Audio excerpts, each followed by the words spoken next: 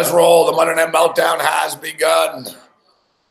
The pimps, the players, the hustlers, the patrons, i.e. you. Let's roll. As we watch this Brooklyn-Boston game. Brooklyn's been in the game all night, but they're starting to slip a little bit right now. They're down by 12 with like 6.5 minutes left. We're getting like 10, 9.5, 10. And they just cut the lead to 10. Listen, Atkinson's done a great job with this team, but I don't know why he didn't call a timeout.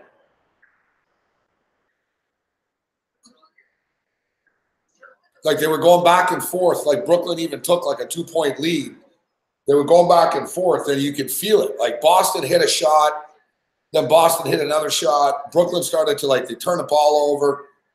Like there was a little mini. They fell apart for a couple of minutes, and Atkinson just let it continue. He didn't call timeout. I don't know why he did. It sort of got away from them a little bit right now.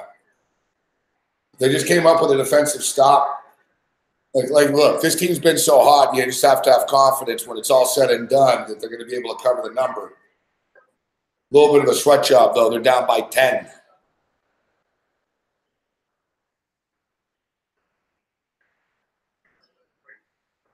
DeMar Carroll is fucking playing good basketball for these guys.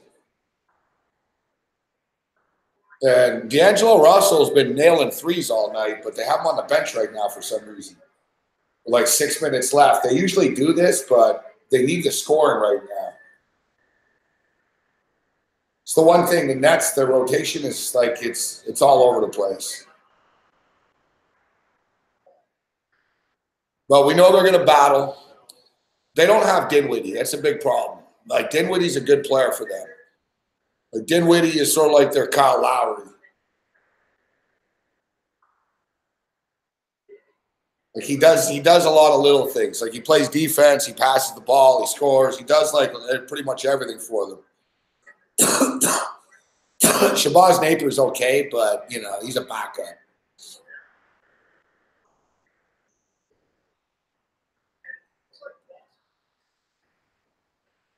We're on. Yeah, Bruce. They are turning the ball over. Well, that's what happens when you don't have your point guard. Point guard is point guard's key, man. Point guard's like your quarterback. If you don't have a good point guard, that's it. They'll be all right. It's tough. Boston are a good team, but Kyrie Irving's not playing right now. Now we're on. My picks have been cold the last 48 hours. It was a nice run, too, for fucking 3-4 weeks. It's all right. The Super Bowl's coming up. It's sort of the calm before the storm. But, we're getting killed in Texas Tech. We've got TCU. We're getting throttled. But on the other end, we've got Baylor, and they're killing Oklahoma. So, I see I'm going to lose the Winnipeg Jets. Fuck the Winnipeg Jets. Fuck. That team ain't winning shit.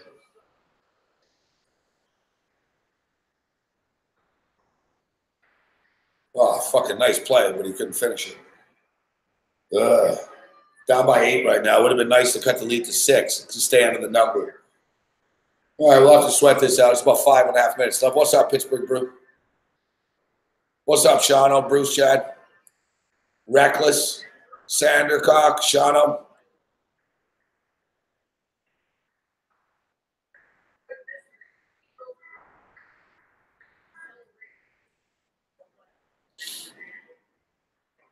So we'll keep our eye on these games here tonight. Philadelphia's about to beat the Winnipeg Jets. It's 3-1. Underdogs barking tonight in the NHL as they normally do. Philadelphia's up 3-1. New Jersey Devils are up 6-2 on the Pittsburgh Penguins.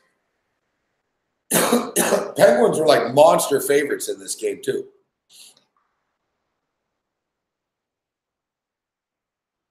They were minus 240.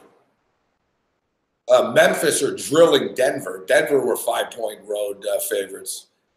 I don't like laying chalk on the road. I stayed away from that game. We bet small tonight. Our account pretty much is depleted. We're hanging on for dear life online. We're going to go to the sports book over the weekend, yet every motherfucking day there's like new fucking problems. I didn't know Cam was sick today. I don't know why he didn't text me. I didn't look at my phone, but I looked after. No text from Cam. I didn't know. Like, it's not ideal. Like, you know, I get put in a lot of bad situations that people don't even realize. Like,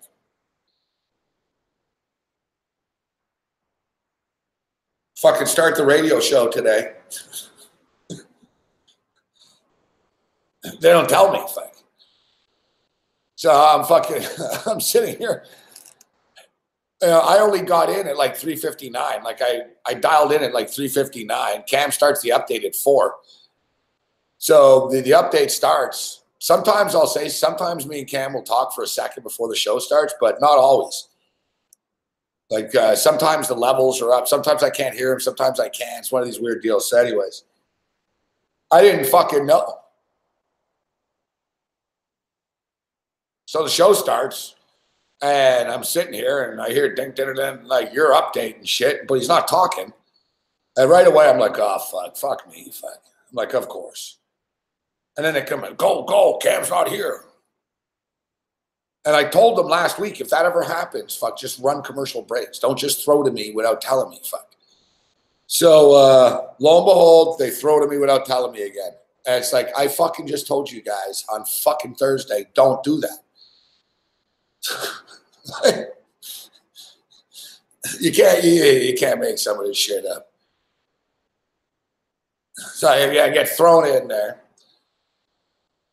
I got drama fucking in the morning, drama in the afternoon, drama at night. It never fucking ends. It never ends. I'm not feeling well myself right now either. I hope Cam's feeling better.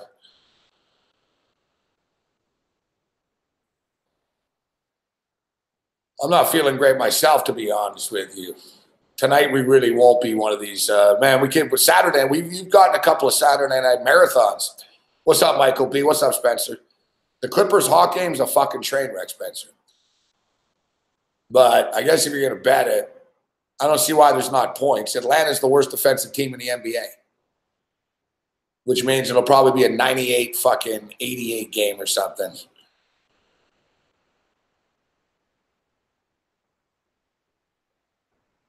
The total's 233. It's high, but it's high for a reason. I would imagine the over. The Clippers should beat them too. The Clippers should. I don't know though. Like I said, I'm not fully in a zone here, and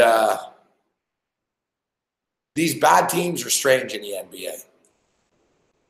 You know, like I don't know, man. Phoenix go on the road and they cover every fucking night. They go back home and they get smoked.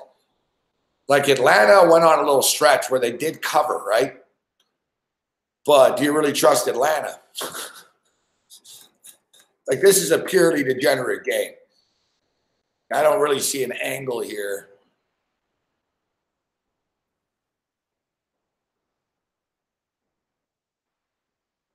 Now, we often talk about the Clippers being a streaky team. The Clippers are 28-22. They're actually 28-22 straight up and against the spread as well, which is kind of weird. They've won 4 of their last 5 games. They're coming off a 122-108 win. They played yesterday, actually. They won 122-108.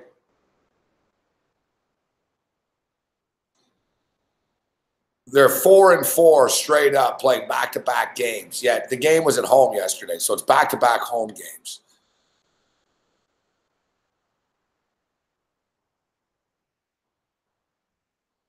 The last time they played in November, and it was 127-119, so a high-scoring game. They said Atlanta really don't play that much defense. Atlanta's, they played Saturday in Portland. They lost 120-111, so 231. And the spread was 8.5. So you see, it was right on the fucking number. I would go with the Clippers. I saw Pittsburgh Brewers here. What's up, Pittsburgh Brew? Michael B. What's up, Brett B? Kovacs. What's up, Kovacs? Well, we're in trouble. It's fading. We're down by 15 in the Brooklyn game.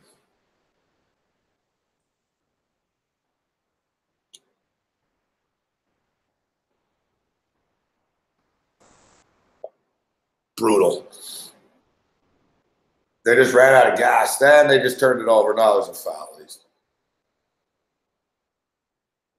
Yeah, we're in a lot of trouble.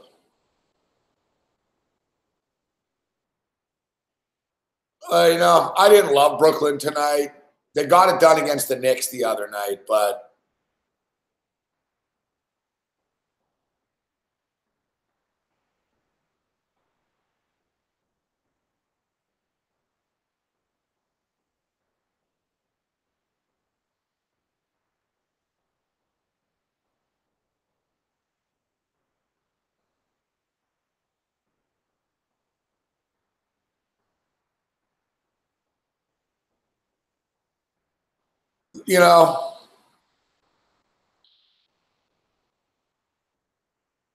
I didn't love it. They got it done against the Knicks the other night, but they didn't look great doing it either.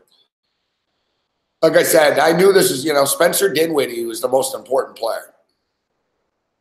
Like D'Angelo Russell's really good. He scores, but look, they don't play him like in the fourth quarters really all that much. Like he does his damage early. They don't trust him defensively. Like Spencer Dinwiddie's the real leader and sort of heart and soul of the team. It's going to be a little bit of a problem for them, really. They're only going to go backwards. And the thing is, they couldn't continue at this pace. But the one thing they've done a good job at is bouncing back. So I don't know who they play next, but they've done a good job of after losses beating. The one thing the Nets are good at too, they're good at beating bad teams. So I'm not saying the wheels are going to fall off. They're a playoff team, but we got to be careful betting on them. It's not a blind bet every night now because, like I said, the other night they were overly inflated. Now tonight they get tattooed against good teams. It'll be interesting to see moving forward with them. And the NHL, look, what's up, Vegas gun? And you look at the NHL. NHL's tough too, coming out of the All-Star break. Look, both underdogs win tonight. You really don't know how teams are going to react in every sport coming out of the break. There will be a team, and it happens in every sport. There'll be a team in the NBA or two, and the NHL as well, that were playing well and things were going good for them and shit. And for some reason, out of the All-Star break, shit went bad. And there'll be teams that was like, man, they weren't that good. Fucking for some reason, after the All-Star break, they won fucking 14-17 or whatever. Right? There's going to be a couple of weird little shifts. I don't know what it is. Teams lose momentum. You see it in football with bye weeks sometimes. Teams are doing well, and they get hit with a bye. And then they're not the same again after.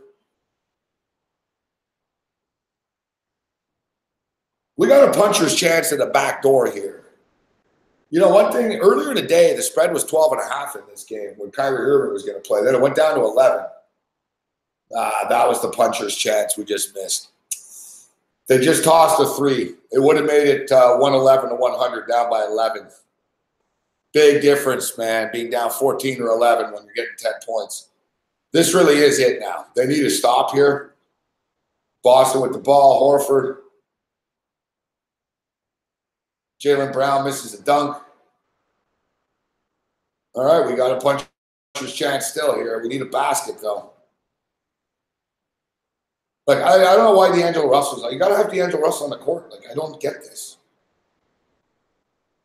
All right, Hollis Jefferson slams it home. They're down by 12. And now we play Russian roulette NBA style. I don't think they're going to foul, deliberately. They're not fouling. I think it's the chips will fall where they may here. So we'll see. Here's Boston. Horford for 3. Already missed. Refs are letting him play. Brooklyn gets the rebound. 3-ball Brooklyn. Let's see if it goes in. Yes, it does. They're down by 9 with a minute left. They're battling. You can't say they don't have heart. We're better off if they don't foul here and shit. Doesn't look like they're going to. We need Boston to miss this shot, and then we got a real chance to cover. All right, here's Jaylen Brown taking it in. Mid-range jumper. I think it's going to miss. Bad shot. Oh, fuck off. Oh. Oh.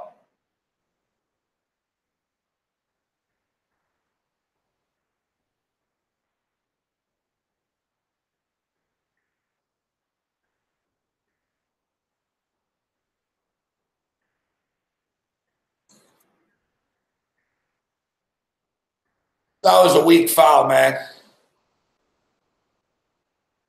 That was a weak foul. And also, Allen didn't have to do it, but I don't know why the ref called that, to be honest. Like, I don't know if that's – oh, Marcus Smart missed. All right, we're down by 10. We're getting 10. Get the basket. Here we go. All right, they're down by 8. Don't foul. Don't foul. No, no, no. Oh, screw off. We got a puncher's chance here, guys.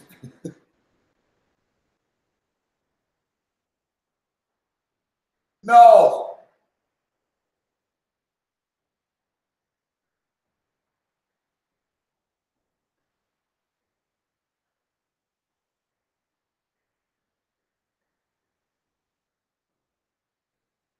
Never in doubt. Brooklyn covers.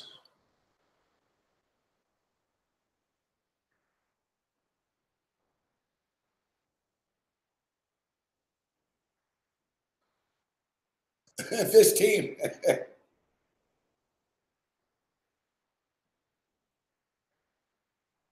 Never in doubt. The Brooklyn Nets, baby.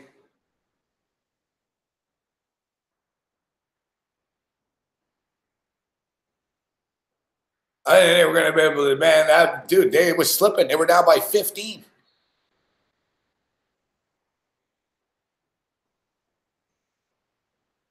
They were down by 15.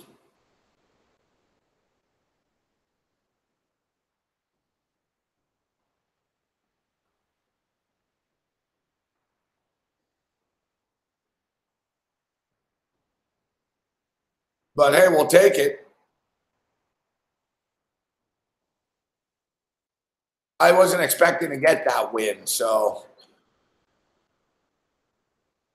it's a pleasant small surprise.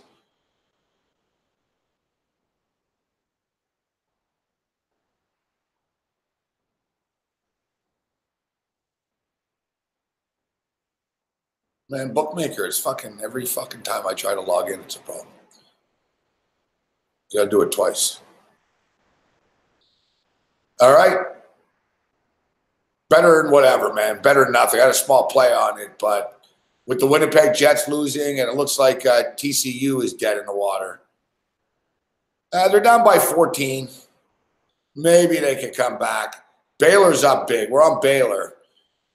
We're getting points with Baylor. Baylor up by 18 for some reason. 39-21 at the half.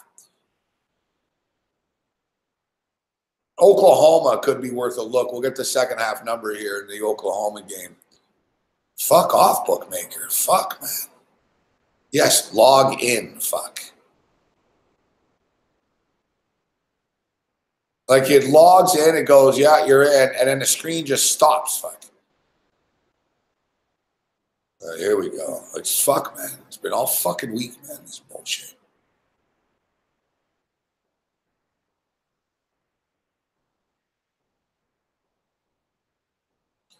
All right, second half.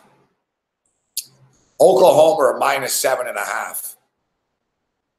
So you're talking about a team that was there were 5.5-point favorites in the game. 5.5-point favorites in the game, and now they're down by 18. So 8. So basically, you can lose by 10 points suddenly. You get Oklahoma plus 10 if you take them in the second half. If it was a little lower, I would probably bite, but they should score, but I'm already on Baylor. I don't want to screw it up. And 7.5 is a lot. Like they could just come back in the second half and outscore them by 6 or 5 or something. Like if it was Oklahoma minus 4.5 or something, I'd jump in on it. But 7.5. It's not good enough.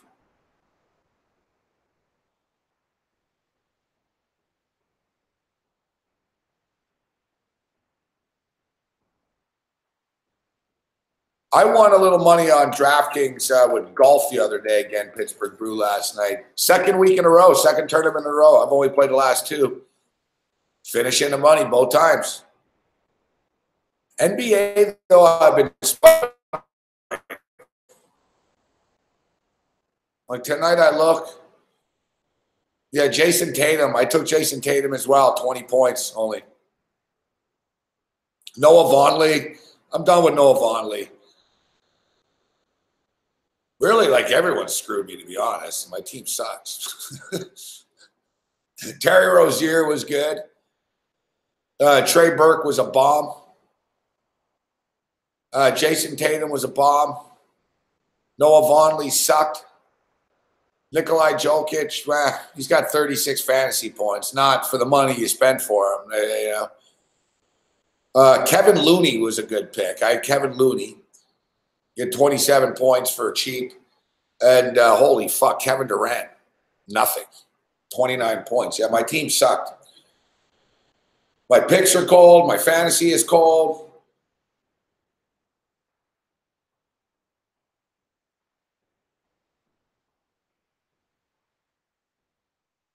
You know, sometimes, though, Pittsburgh Bruin, look, you seem to be a good DFS players. You know, what's up, Lisa?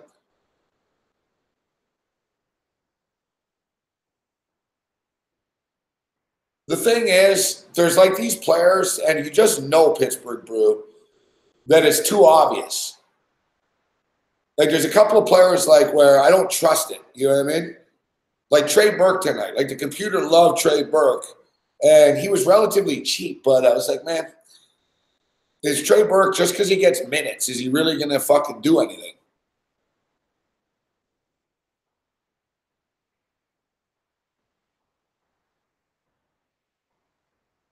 What did he play in the end? I don't even know how many minutes he played.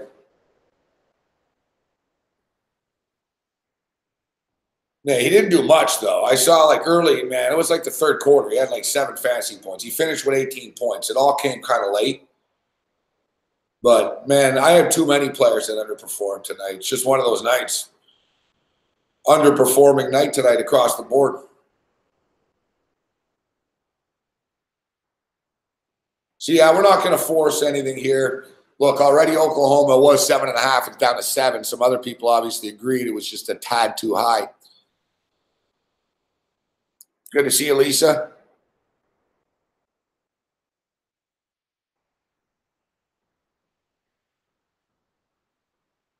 And the story of the day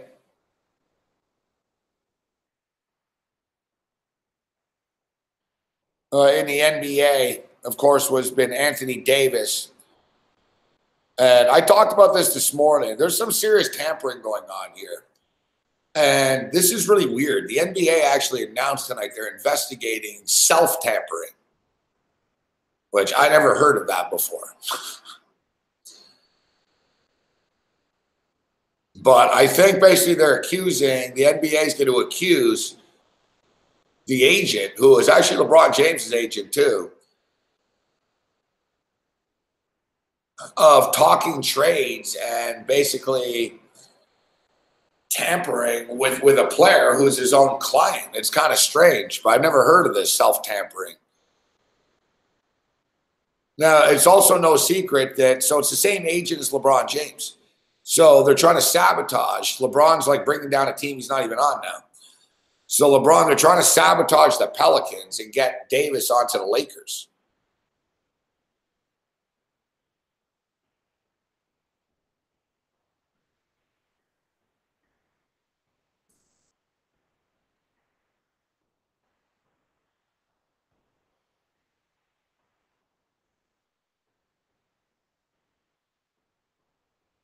But now, of course, now I was wondering how long it was going to take for fucking the ball for like the, you know, Lonzo's name to pop up here. Lonzo Ball expects to be part of the deal. The Athletic is reporting that Lonzo Ball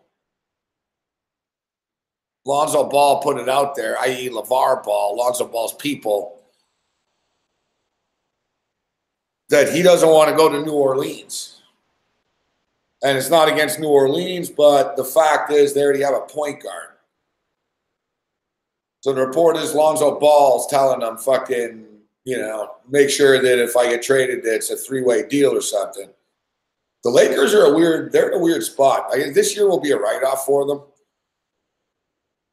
LeBron is great. And, the thing is with LeBron, and I said this about like the Lakers drafting Lonzo, that it's solely about him. And, the destruction begins essentially. So LeBron wants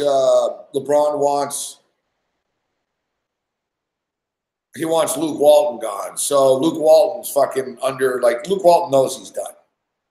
All right. LeBron James never fucking denied the report. And I know players don't respond to the media all the time. And they shouldn't respond to the media all the time. But for something as serious as that, and even though it was Windhorse, his buddy there, that did it, I mean, that guy, he leaks everything to that guy. So that guy saying that, oh, yeah, it's true, it's pretty much true. And we already knew this. LeBron's a coach killer in the sense that if he doesn't like you, you're screwed. And it's pretty evident he doesn't like Luke Walton. So Luke Walton's done. So it's just amazing. Luke Walton's been there for a couple of years. He goes through the tough times. Hey, we're getting LeBron James. You're fired. So essentially now, let's just be real. I mean, so Rob Pelinka, who was Kobe Bryant's agent, is the general manager of the Lakers. And, along with Magic Johnson, the president, etc. But it's really, Magic and Pelinka that run the team. But is it, or is it LeBron? It's really LeBron. I mean, they wanted Luke Walton to be the coach, right? Well, no, Luke Walton's not going to be the coach because LeBron is. So now who? So basically, it's not like the Lakers get to choose. So basically, if LeBron doesn't want Luke Walton, so it's essentially, well, who do you want? Right? So, all right, checkmate. LeBron gets the coach fired, brings in his own guy, but who's his guy? Who is his guy? He doesn't, LeBron doesn't really have any loyalty to anybody, right? There's never been a coach that, oh, that's my guy.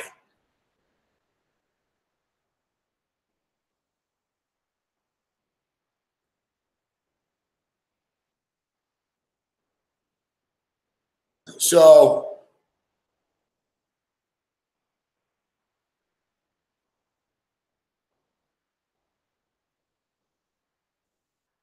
Luke Walton, listen, Luke Walton's not a great coach anyways. I'm not oh, Luke Walton this, Luke Walton that.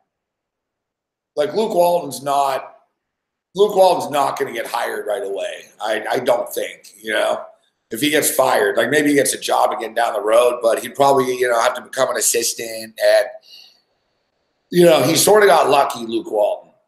He was at the right place at the right time with the Golden State Warriors. He's on the bench with the Warriors. He's there. Steve Kerr gets sick. They're like, well, we need somebody to fucking coach this team. And they were really good with him. But the thing is, really, I could have coached that team. I mean, it was, they were the best team in the league. So, and they were well functioned. They were disciplined then. They were disciplined in those days. Now, they show cracks of they're not, now they're on fire again, to be honest. Boogie Cousins has sort of brought them together. But, Luke Walton doing well. What did he go? He went 17-1 or something like that with them. Even better. I don't know. It was 28 games, whatever the hell it was. Anyways, he did really well with the fucking Warriors. And then he gets the Laker job. And I kind of knew it would be tough for him with the Lakers because with the Warriors, he didn't have to do much. And I'm not saying he doesn't know anything, but I'm just stating he didn't have to do much. You know what it is? It's a respect factor. It's like Cliff Kingsbury. where like the players in the room are not going to respect Cliff Kingsbury in Arizona. I just don't think LeBron respects Luke Walton. I think he just figures, you know what, this guy's fucking the same age as me, essentially. And he doesn't, I don't think he knows what he's doing.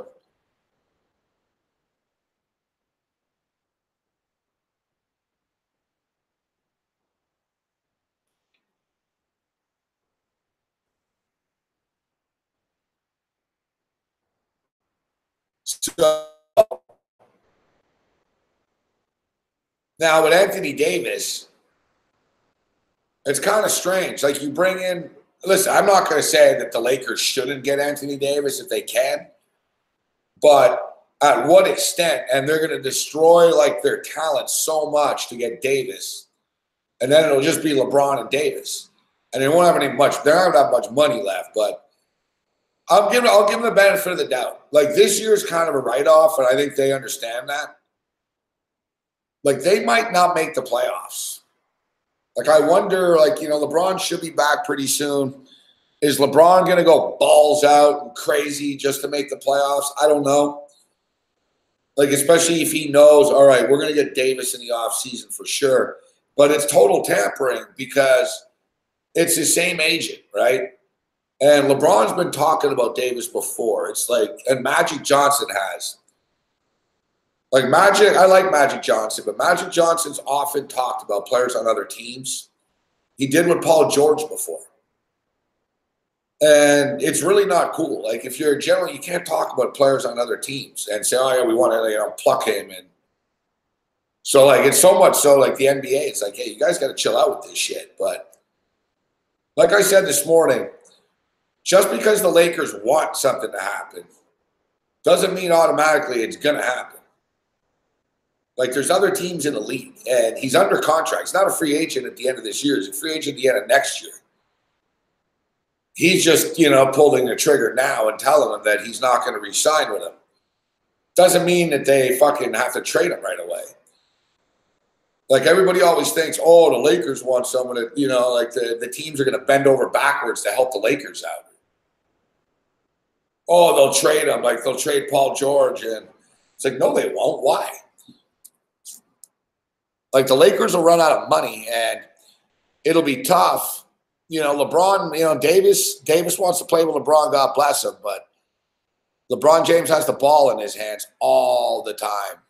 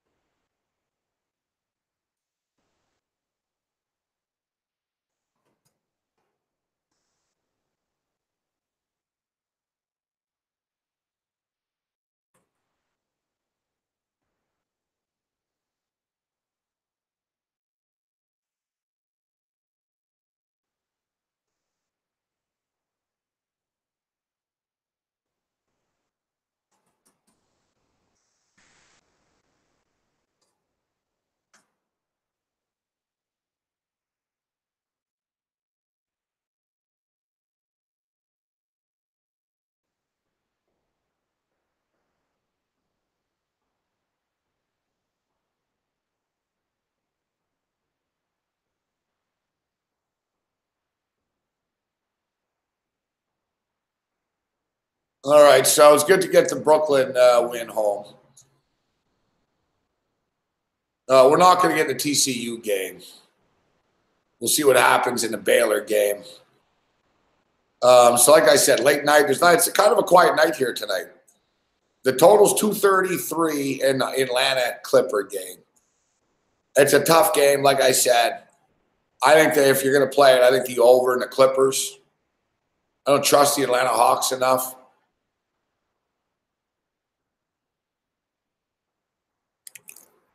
We'll go small on the Clippers and the over for some late night involvement, we'll call it.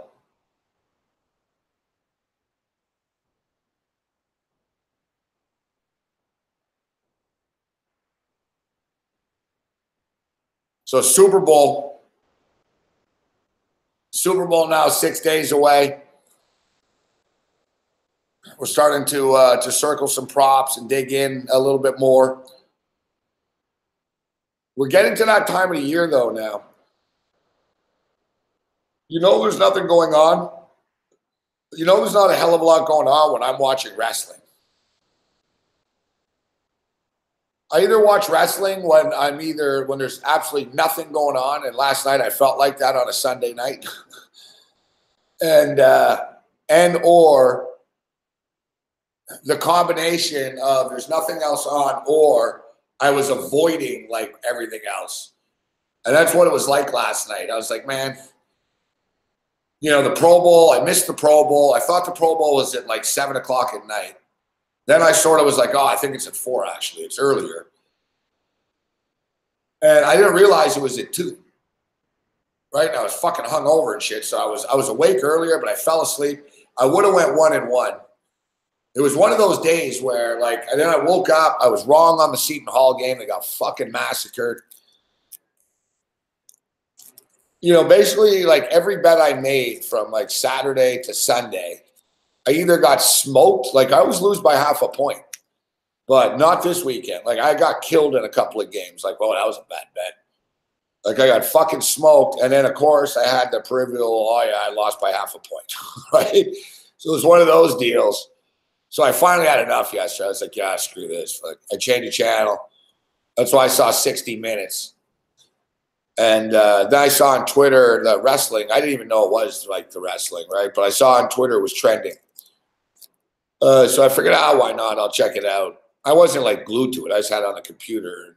That's when I was doing some research on the Super Bowl.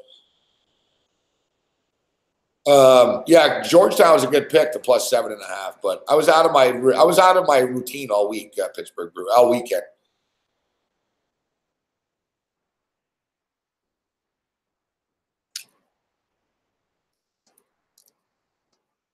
So yeah, I know there's a lot of betting going on last night. Spencer Rest for that. Oh, nice job, Fanatical Jim. How much did Seth Rollins pay?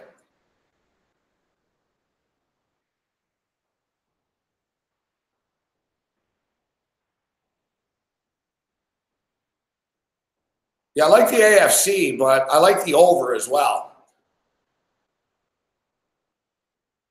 And, you know, it was funny though, I said, so I get up and I see the Pro Bowl's on and it's 26-7 and I'm fucking mad. I'm like, motherfucker, man. I thought it was like halftime too.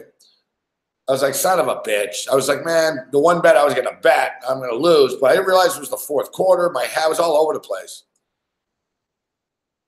Oh, and the Senior Bowl is another one. Yeah, the North and the over.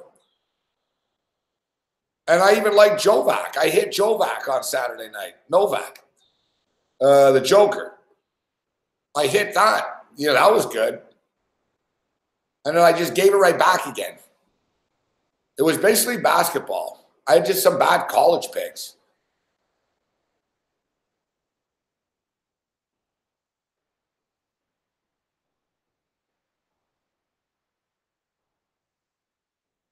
Yet, so I watched the wrestling last night. I didn't really like it. You know what I mean? Like, there was nothing. I wasn't like, oh, like, you know, nothing really gripped me too much. To be honest, the most entertaining thing was when that chick, I don't even know her name, Nia Jax. Nia Jax. It's Nia, right? Nia Jax.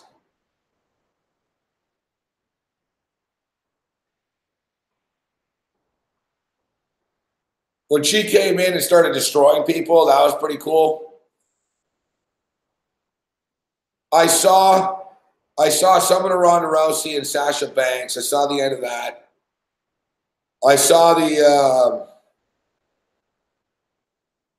Brock Lesnar, some of the Brock Lesnar, but that was kind of, you know, boring. It was a great production. It was a great production, but the actual overall, you know, the show wasn't great, I didn't think.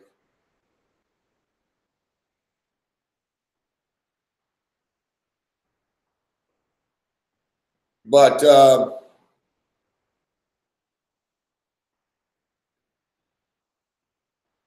WrestleMania is in New York this year. It's actually at MetLife. What's up, Cody? It's at MetLife.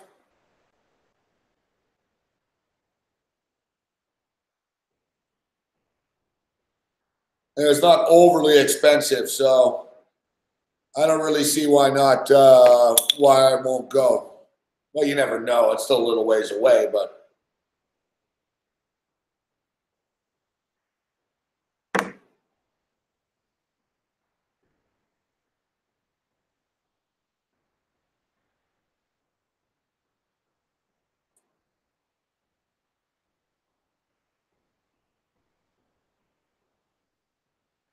No, I like the Prez. I wasn't pissed off when he walked into the studio. I was upset that it wasn't Time Betters.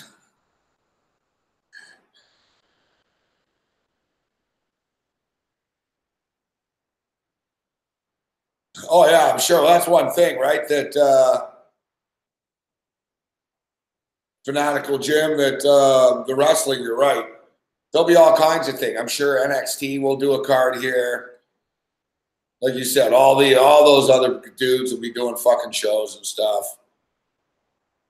It'll be the wrestling capital of the world for the week. Yeah, I've never been to a WrestleMania before.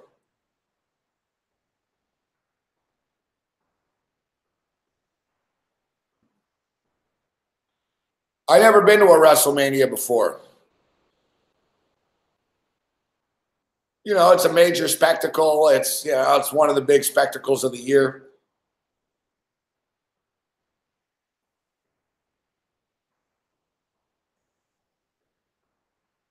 I've always, you know,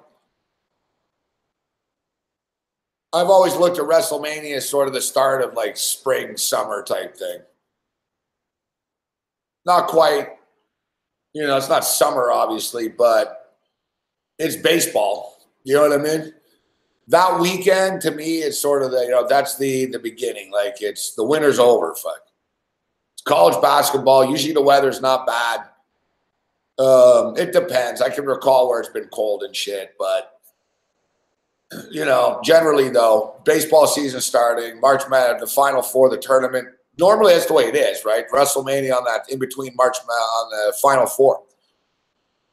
Isn't like WrestleMania the first Sunday of April all the time, which is pretty much the Monday, the first Monday of April is the national championship game.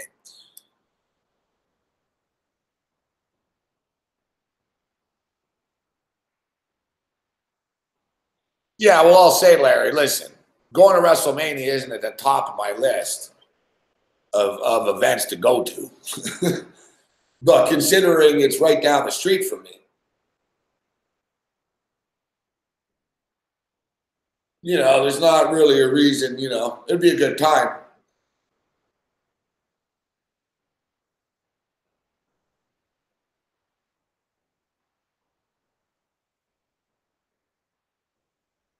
I've wanted to go see the Rose Bowl.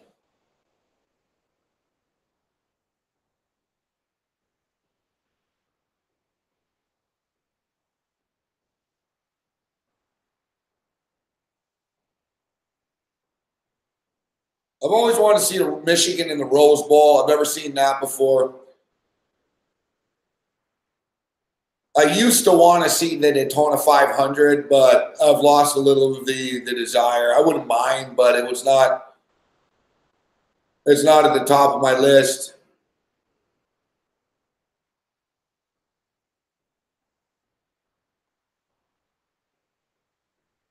You know, I wouldn't mind. It's sort of like seeing. You know, if I wouldn't mind seeing my favorite team in some of the championships, but as far as sort of standalone sporting events,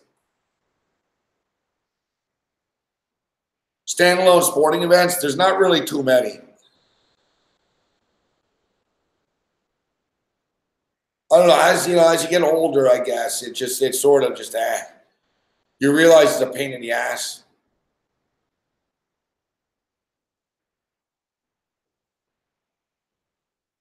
I'm thinking like you know, I wouldn't mind seeing the Bills in a Super Bowl, but that's not sort of like a standalone sporting event. I would say the Rose Bowl, pretty much. Like I said, I've always wanted to see Michigan Wolverines in the Rose Bowl live. When I lived in LA, they never played in the Rose Bowl.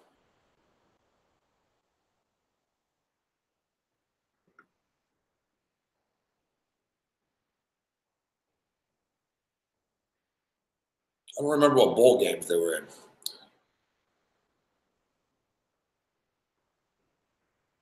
Michigan played against UCLA when I lived there, but I wasn't there, of course. Like my fucking luck. I wasn't there. And that was at the Rose Bowl. That would have been Michigan at the Rose Bowl, right? It was Michigan at UCLA. But I was in Montreal like for like fucking 3 weeks or something by chance when that game happened. Same thing. I missed Michigan's basketball team once too by like fucking 4 days once.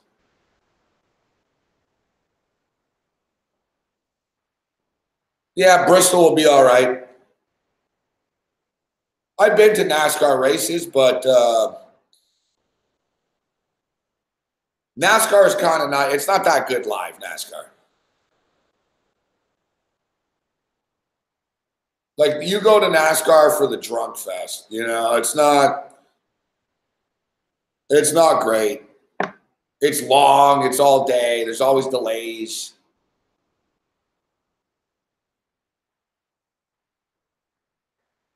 Bristol would be cool because it's stadium seating. Like a lot of the tracks like are kind of lame. Like, you know, they're either too big, you can't see everything.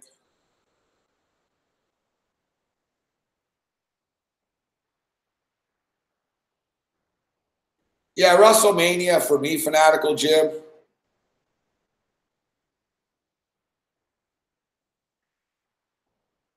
is you know, it's the spectacle, right? All the freaks that'll be there.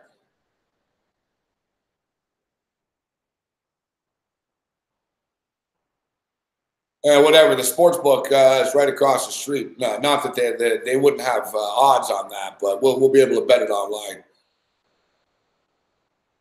Yeah, World Cup would be cool. Good call, Kyle Johnson. Good call, Kyle Johnson. The World Cup, yeah. Now, if I'm still around, I'll go to the World Cup in Montreal.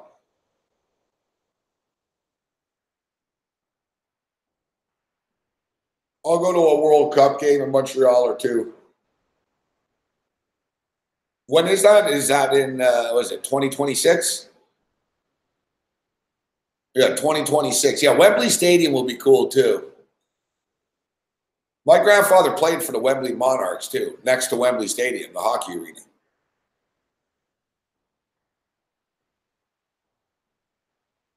Yeah, Wembley Stadium's iconic.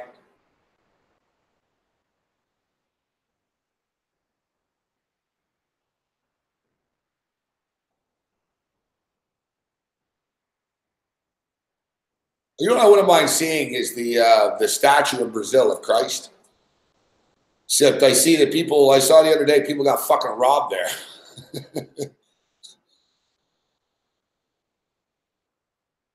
That's when you know you're a dickhead. When you're robbing fucking tourists that are going to the Christ the Redeemer statue. So I guess to get to the Christ the Redeemer statue, you have to go like through, it's not easy to get up there. So you have to go through like this fucking forest type thing. There's trails, right? And, you know, tour groups go up and whatever. But yeah, the other day, like there was like 30 tourists and they were going through the trails and a fucking bunch of gunmen fucking took them hostage and robbed them all.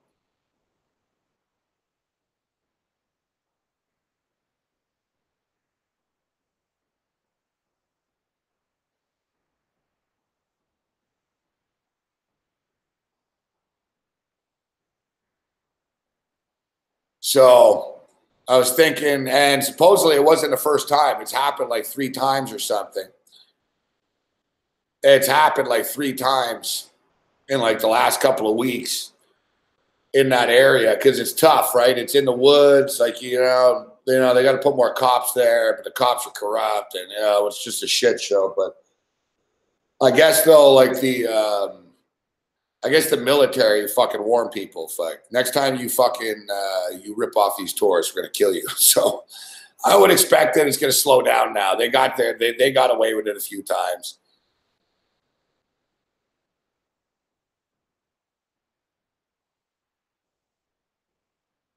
Yeah, my mother went to Egypt. My mother saw the pyramids.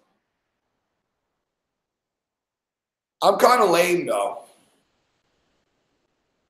Like I'd like to go. I'd like to go to see a lot of these things, but I don't want to fucking get on a plane for fucking 2 days to do it, you know? I wouldn't go to Egypt either, just because of the political unrest, and I would end up being one of these fucking people who gets arrested in these places. Like I'm smart enough to stay away from these countries. It's like we talk about it. Like I don't go to Cuba as another one. I know like they push Cuba hardcore in Canada. Cuban vacations and the beach and blah blah blah. Like yeah, it's all good, fuck, until you get picked up by the policia, and you're dealing with fucking Fidel Castro and shit. You got to bribe them, like.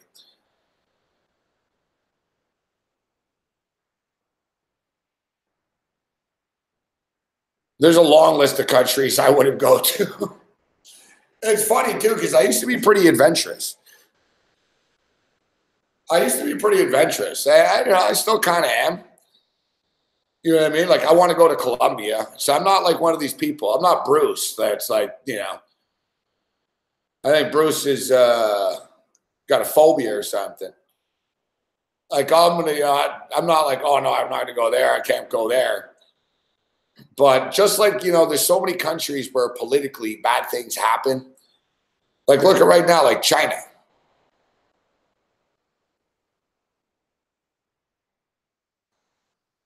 Like China. They're picking people up in China all the time now. Anywhere in the Middle East, I wouldn't go. No, that's not true. I wouldn't say anywhere. But for the most part, I mean, like what good is going to happen if you go to Lebanon? You know what I mean?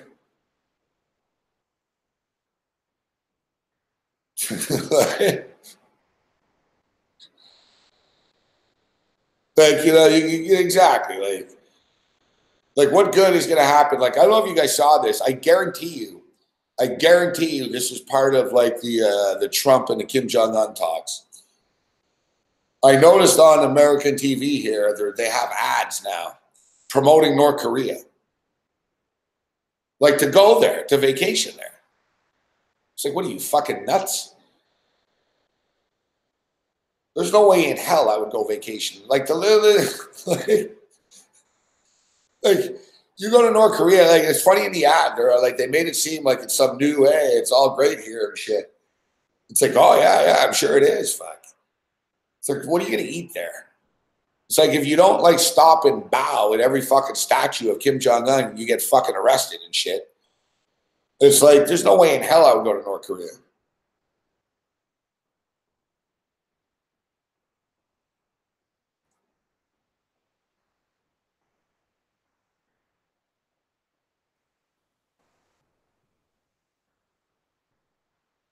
Listen, you can get paranoid though. Yeah, Machu Picchu would be cool too.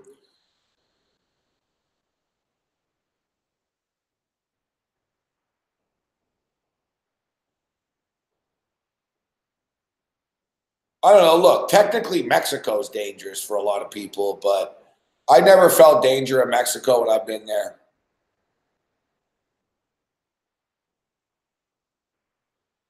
But I'm not naive. I mean, shit happens to people. Costa Rica was cool. Central America was cool. Look, my policy is I generally stay away from communist countries. Like, I don't like going places where you're not allowed to leave.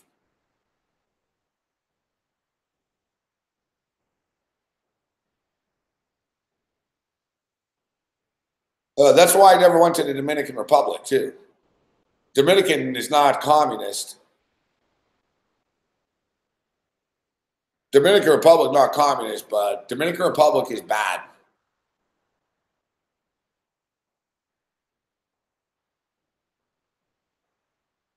Like pretty much everybody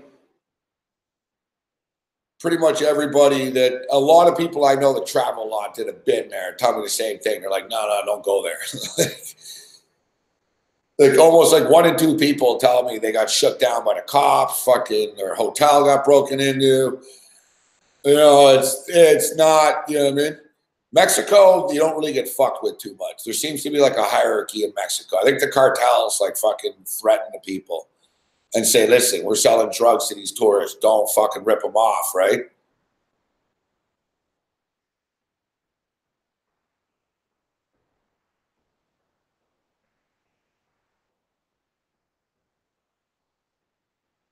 It's funny, like the El Chapo trial is we're wrapping up. The Escobar Pentos, I think it's VIP Medellin.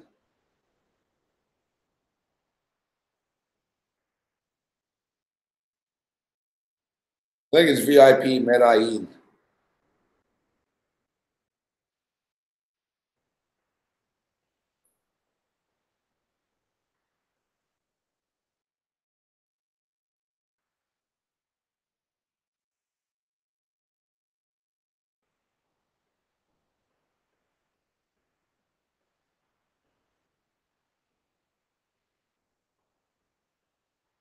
Yeah, it's bachelorpartymedellin.com.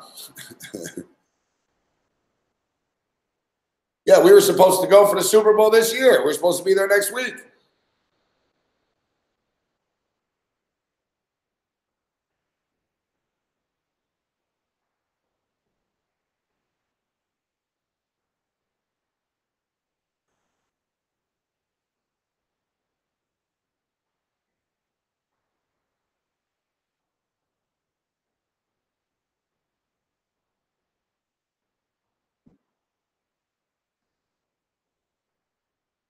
Yeah, so I was going to say, so the El Chapo trial, and I only brought it up because, like I said about the tourists, that they were saying they have El Chapo's all of his text messages and shit.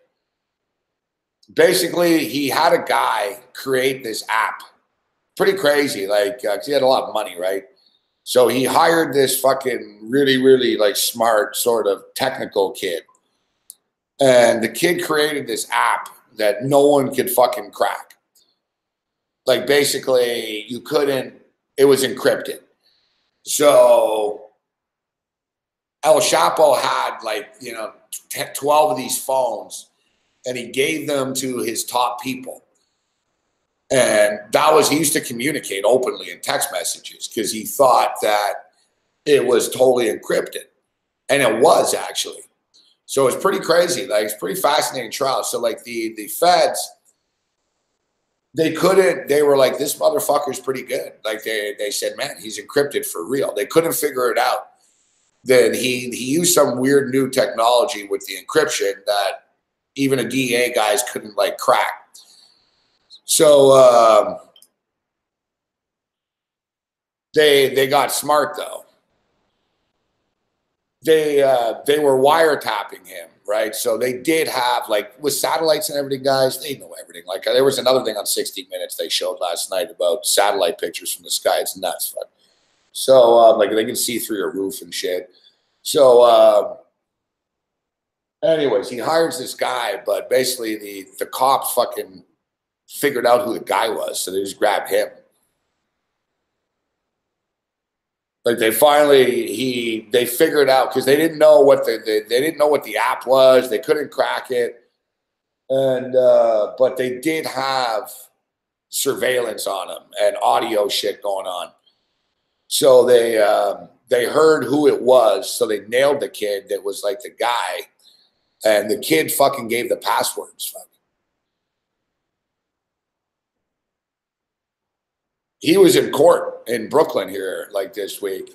That's the whole thing with all these people. Like, I don't know if El Chapo figures, well, it's the end of the line, because supposedly El Chapo like likes some of the witnesses even, like, but I'm sure he doesn't like some of them. Like El Chapo's mistress fucking spoke. He's not going to whack her, fuck. You know what I mean? He's not going to whack the mistress. The mistress, like, and the thing is, the mistress did, like, she didn't rat people out, but, like, he's caught. So basically, they're all telling the stories about what happened. They asked her, how did he break out of the tunnel and shit? And she was there with him. So she basically explained, you know, and then they asked her, did he bribe people? And she's, you know, so there, who did he bribe? It's pretty crazy shit, though, fuck. He gave a lot of money to people.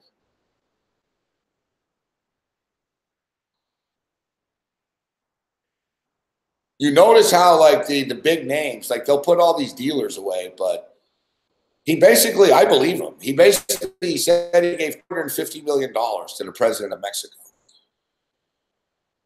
Supposedly, the guy wanted $500 million. The president of Mexico wanted $500 million.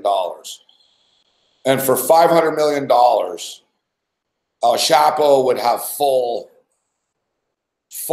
control of the Mexican Air Force. He would know about every raid and everything. Military would help him smuggle drugs. Like, basically, he'd get the whole kit for $500 million. And he said, no, I'll give you $250 million.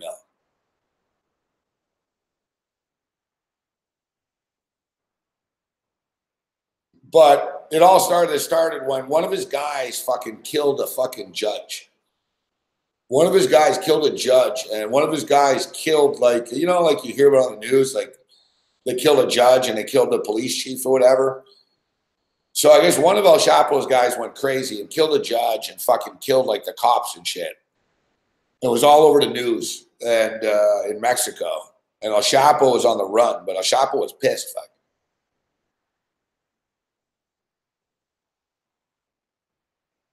Like, because he was running a business, right? So, like, he told the guy, I guess in a text message, like, he said, like, basically the guy shot someone El Chapo paid off. So El Chapo told him, you fucking idiot. He goes, that guy was on our team, fuck. He goes, that guy helped us. He said, I paid that guy and you just killed him. And he said, you got to stop killing everybody all the time. Like, it's not the way to go. And he goes, we pay these people for a reason. And Buddy said, yes, but he threatened us to arrest or whatever. And El Chapo's smart, right? El Chapo said, what do you think he's going to say publicly? He said, let the man do his job. Don't kill these people. Because El Chapo realized it was just easier to just fucking pay everyone off than kill them, right? There was less heat.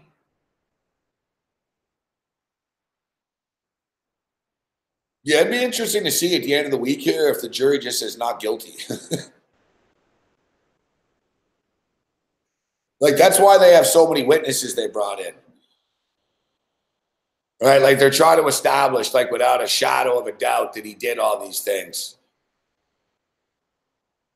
All right, so we were on the Clippers in the over. There's actually been movement on both sides. Clippers are now 6.5. The total's 234. Yeah, they're trying to, like, without a shadow of a doubt that he actually did all these things, right?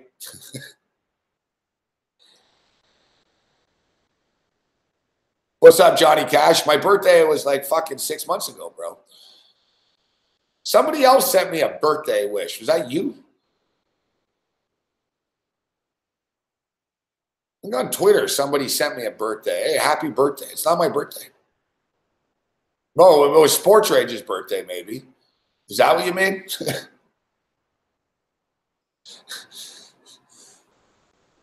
Sports Rage anniversary? That's what it must mean.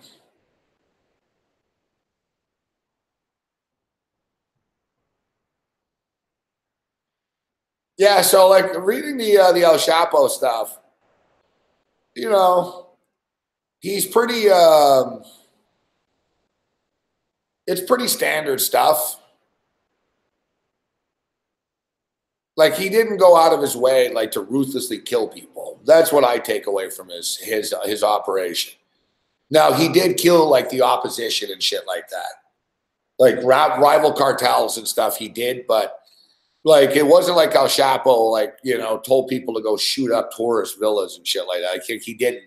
Like, he told them don't, like, you know, he El Chapo like didn't want his guys on the news and stuff. But the one thing,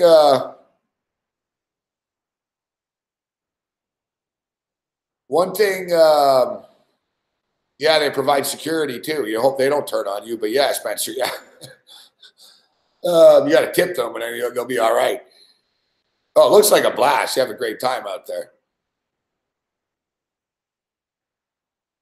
He buried a guy alive once. I guess El Chapo. He buried somebody alive in front of people.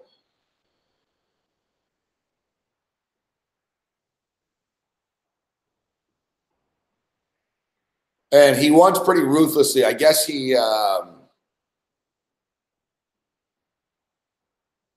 burnt somebody alive, but they didn't die.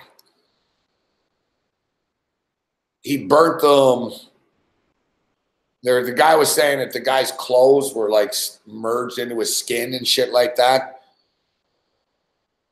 And they, basically they were like, even El Chapo's people around were grossed out. They said once it was over the top. He fucking burnt somebody in front of everybody. And he ordered the guy to be left outside in the sun. I guess they left this guy outside in the sun for like 3 days, and the guy still survived.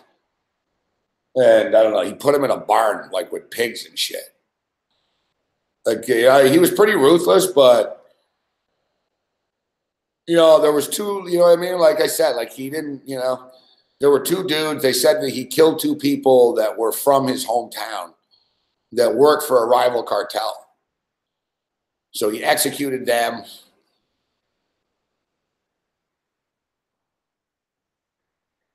But it seemed like he was more like wanting to like just pay for things than like shoot things up.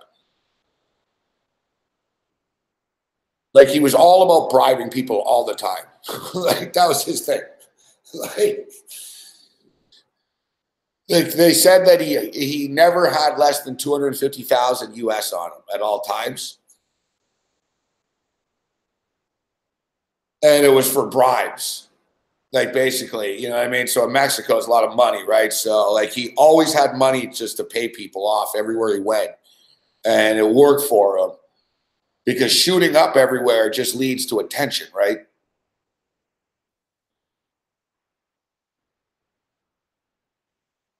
He had some pretty good too. They were saying that like he was very innovative with his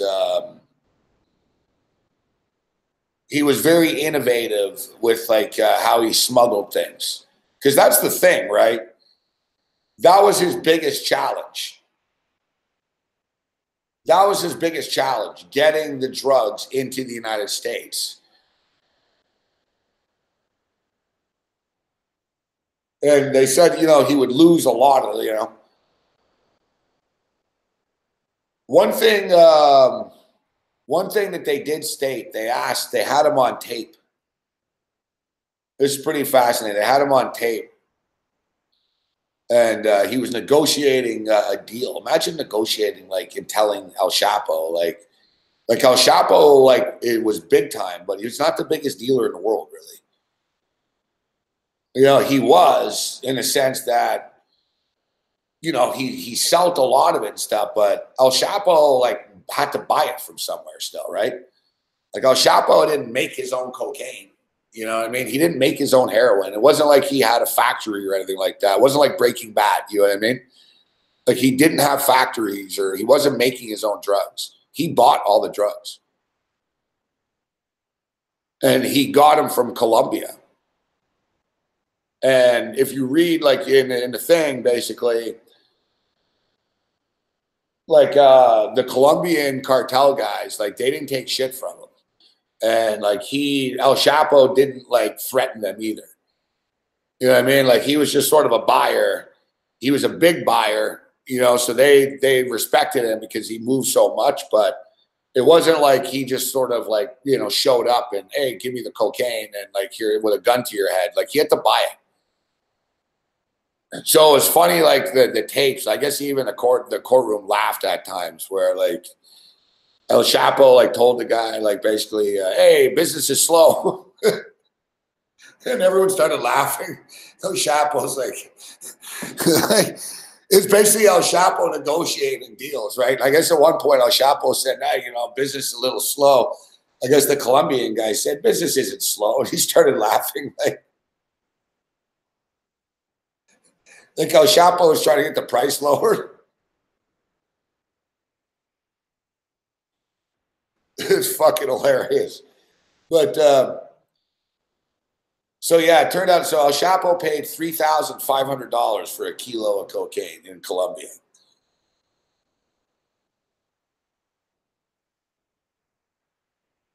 So it was like the equivalent of 3,500 US type thing. And he charged 35,000 for it.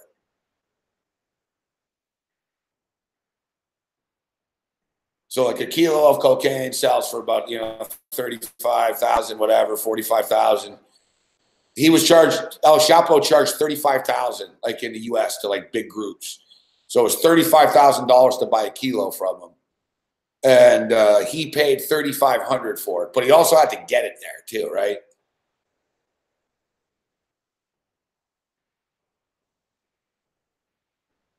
That's why, like, because they have his books and shit, right? So they were saying about like his markups and how much money he made and what.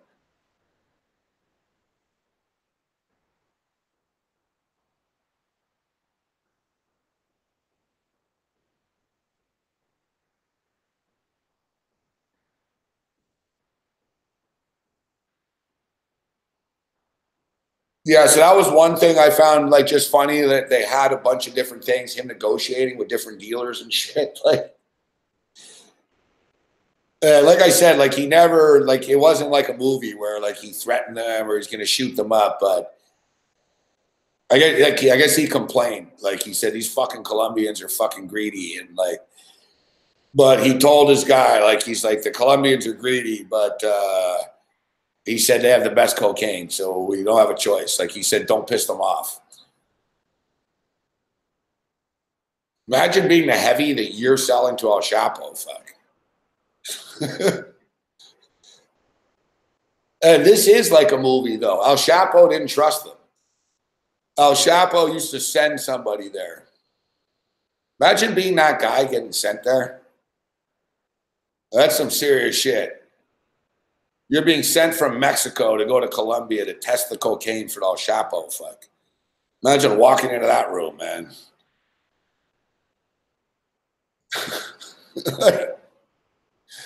Because he didn't trust just whatever that El Chapo, like he called it a technician. He said, "I'm going to send a laboratory technician to test it."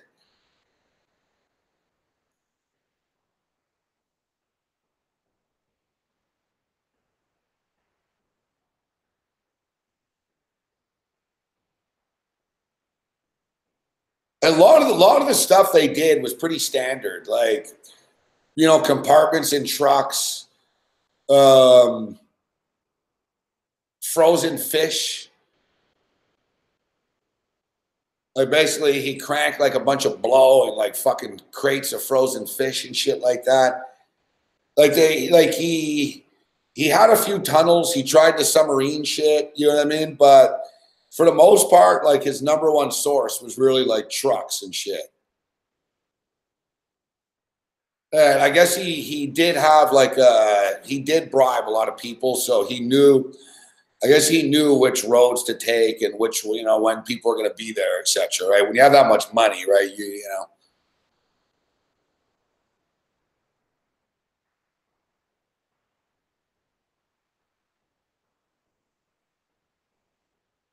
He is screwed now though. Like even right before he got grabbed and brought to the States, remember he broke out of jail and they caught him again. So I guess he was really close to another breakout. He was going to break out again. And this is what's hardcore. This is a good part of the story. So remember like the last time he broke out of jail and people were like, well, what'd they do? Fuck, like they just opened the door for him or whatever? No, it's pretty crazy. Fuck. It's pretty ingenious actually. Like that was the whole thing with him. Like you read it, like he's actually very smart. he got people, like when he was in jail in Mexico last time, he got fucking people under like other names. So he got like a stranger to do it. So it wasn't connected to him. And he bought like all the land around the prison. So he bought all the land around the prison. And he got his son to bring him a GPS tracker. I guess they bribed like the people to look, the guards to look the other way, whatever. When his son went to visit him in jail. So his son brought a GPS tracker. El Chapo had a GPS tracker that he put in his cell in Mexico. And then he told his son to get like his friends to buy all the land around the jail. And he said, pay whatever it costs. Like, you know what I mean? Like, if you have to pay more, doesn't matter. Like, just get the fucking land.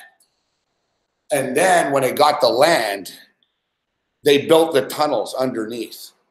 Like, he thought like he actually did it that much. And it's funny because they asked in court, they asked his mistress, why didn't he just bribe the people? And he said, no. They said he actually came up with this whole plan with the GPS and the tunnel himself. And he thought it was better this way than bribing people. So, and this is what's nuts. It took like fucking 4 months. It took 4 months. Like they started from scratch. So they actually bought the land. They got the land. And since they had the GPS tracker, they could see where he was. Because they needed to know they're building a precise tunnel, and they actually did it exactly under the shower.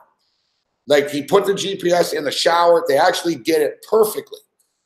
So in the shower, he fucking ripped it off, and there was like a plank, and he went down. They built a ladder and everything, and then they even built him a motorcycle on rails, like mining type shit. So him and his mistress got on the motorcycles, and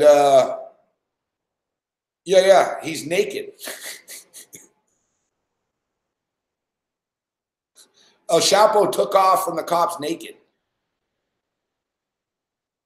Yeah, with his mistress. So it's pretty genius, actually. Like they actually built the underground tunnels and like they had the GPS and they did it perfectly. What was funny though is that El Chapo was getting like restless, so he was telling them, "What's taking so long to build this fucking tunnel?" And they were telling him, "Listen, you know, it's not easy." So yeah, so El Chapo was telling him, "Hurry up, build the fucking tunnel." And I guess they said El Chapo was really happy because one night he was in his cell and shit started shaking, and he said he could hear the drilling and stuff. And they said that's when he knew, all right, I'm getting out of here soon. And they said as like they was getting closer, you could hear like them fucking drilling down there. They were right underneath the cell, right? And they were building like a ladder and shit, like a sewer. And it's funny, El Chapo, he cranked the music in his cell. And the guards weren't going to go tell him to turn it down because he just had him killed, right? So the guards didn't tell him to turn the music down because people think, oh, they all look the other way and shit. They really didn't. Like he actually built the tunnel underneath. He did bribe a few guards, but none of the guards knew about the tunnel or anything.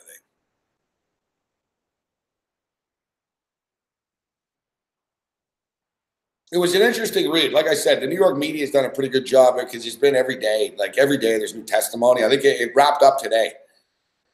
The government rested today.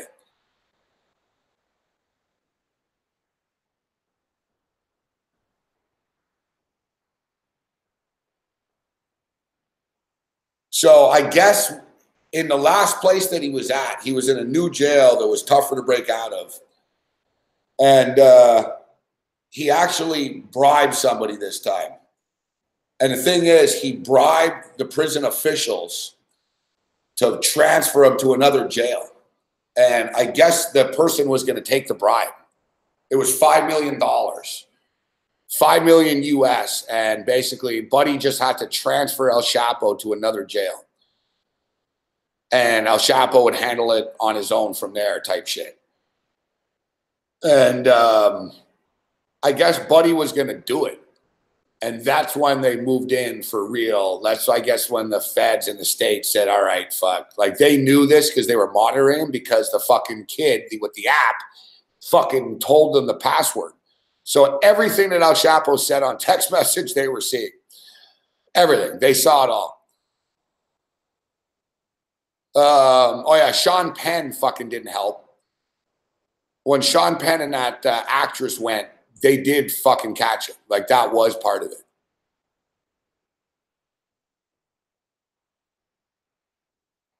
I don't know if you remember, but that's the thing. Like, El Chapo wanted to do a movie. Like, he was interested. El Chapo wanted to do a movie, and he knew. He saw Scarface. He knows all those movies and shit. So I guess somebody told him, they said, you know, they're going to make movies about you, like Scarface, and you know, whatever. And he said, yeah, and they're going to fuck it up. He goes, they're not going to do it right. They won't tell the right story. So he goes, I think I should do it myself. And they were like, no, don't get involved with Hall. No. And he said, no, I'm going to do this. And he met with Sean Penn. And I guess Sean Penn's fucking like cell phone and shit gave it away where he was. I guess they followed Sean Penn. They knew Sean Penn was going to see him. And they knew the actress was going to see him, basically.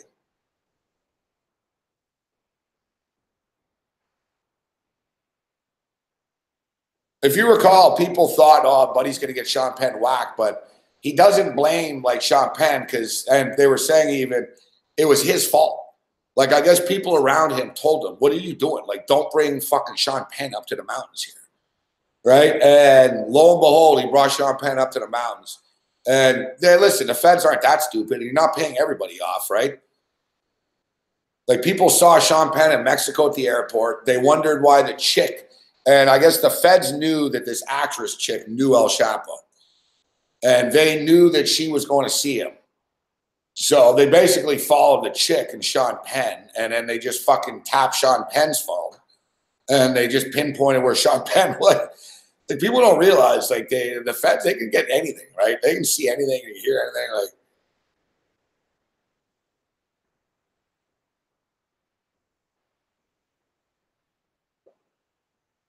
he did, Kyle. You're right.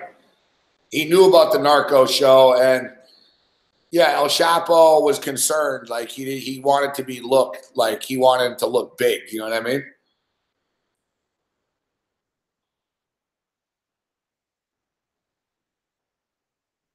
I don't know. They're going to find him guilty. I mean, it's not like he's going to get off. But I wouldn't want to be on that jury. I don't know, man. I don't know if we talked about this the other night. I think we did, but I told you guys there's one guy on the jury supposedly that's fallen asleep, like, repeatedly, like during the trial. I don't know if it's deliberate. It's a good way to fucking for a mistrial, but I think the judge said we're not mistrialing over this, so stop falling asleep.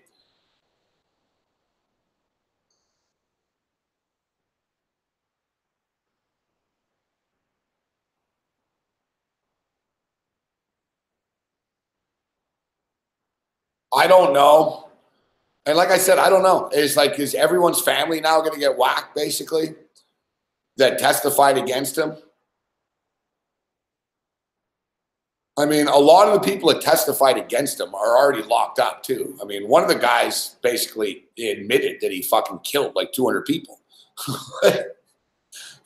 Like, he had one of the hitmen there in the trial. It basically stated, yeah, fuck, we whacked a lot of people.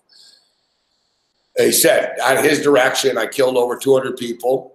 And he said they were saying he's probably killed over like 900 people. But it's all a gray area, right? Who really knows? Like, indirectly, who did he order to get whacked type things?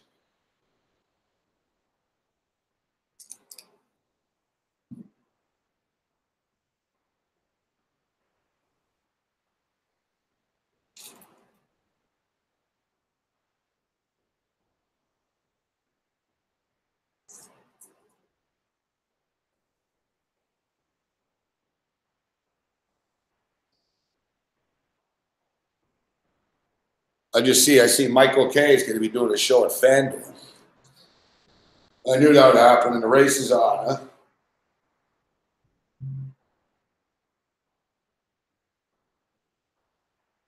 See, that's the thing, though. And I get it. Look, FanDuel is going to try to get like the biggest names there. But now this is the problem. We're in the area now. People talking about betting and shit. Like Michael Kay doesn't fucking like sports betting.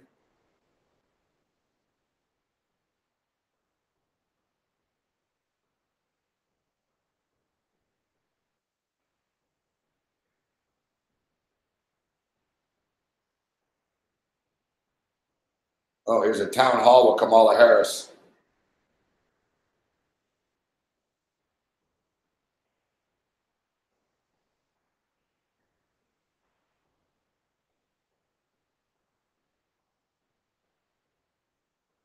I don't know what the rest of the Democrats are doing, but she's gonna have this thing wrapped up soon, like type thing. Like the rest of them, they better like, dude. Like she had a big rally. She had 20,000 people yesterday and shit. Like she's gonna get a little momentum, and it's gonna be hard to catch her.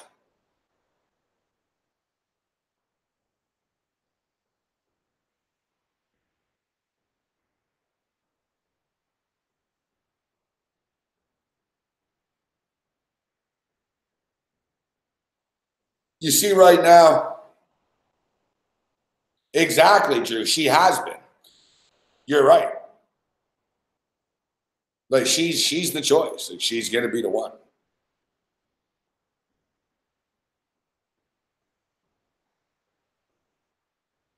They already called her more presidential than the other one. She's more authoritative. Like Elizabeth Warren can't compete with this. And like you said, the media like her. Think about how bullshit this is, how preset this is up. She only announced that she's running for president like last Thursday or Wednesday, right? Or something. She has a town hall meeting on fucking CNN tonight. Come on. These town hall meetings, man, this thing's produced and organized. You get these people like she knew all along, and CNN knew all along, right? She's already got the power brokers on her side. I brought up last week. She raised like $1.5 million in like 4 hours last week. Fuck. People on the left don't like her, right? You know, the AVN Awards are going on. Daily Beast had an article from Nina Hartley, legendary longtime porn star Nina Hartley. She's at the AVN Awards, and she went on this big diatribe against Kamala Harris. Said Kamala Harris fucking is bad for sex workers. She went off about all this shit she's done. Basically, when she was like the Attorney General of California. I guess Nina Hartley is like a batshit crazy left wing type shit. And like she hates this chick. So like the people, like the grassroots people won't like her, but the corporate America does, right? So that's all that matters.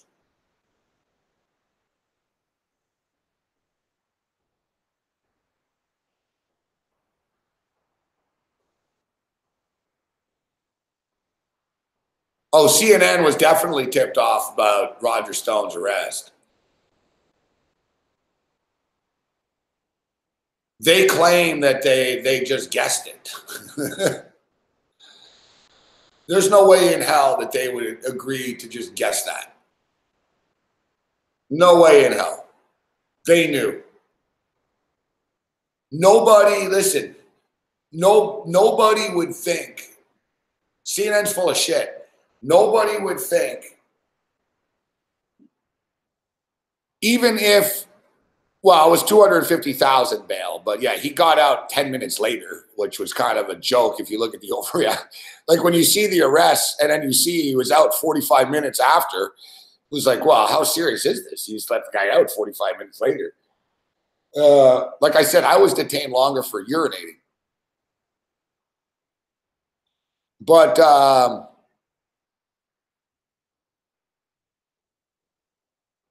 the thing is, CNN said, oh, you know what? They knew, because basically, I guess everyone in the Mueller probe that gets busted has been busted on Friday. I guess in the legal circles, Thursday night is when the court order goes through or something. So they claim that they sort of knew because other people had been popped on the Friday that was Mueller's arrest day type shit. And they just guessed that it was Stone. But the thing is, nobody would have thought that it would have been a raid. Right? Man, you know what I mean? None of these guys get raided, really. Like, basically, they could have just told Stone, you're under arrest, you got to come in. And he would have, right? But no, they wanted the little show for some reason. And they gave CNN the show because CNN's definitely the most pro. They're not going to give Fox the scoop. Fucking Fox would have tipped off Stone. You know what I mean? Hey, the feds are coming. Right? So CNN wasn't going to tip them off. They knew that. CNN wants to see this, you know, they in their glee with that happen. And look, CNN pats himself on the back for that, but you can't even see anything. It's all in the dark. Who cares? But yeah, I personally don't believe that they weren't tipped off. They were tipped off.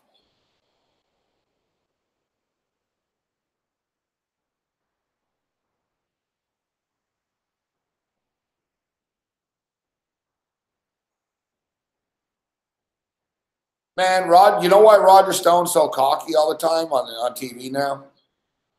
Because he's going to get pardoned. Trump's going to pardon him. So whatever, you know, you're going to see Stone's just going to try to delay shit, but like his lawyers will try to buy time. So it gives Trump time to, so he doesn't have to go to jail first, but Stone might go to jail though. Like Stone, like he's going to regret it. He likes this shit though. Like he enjoys the limelight. He's a nut job.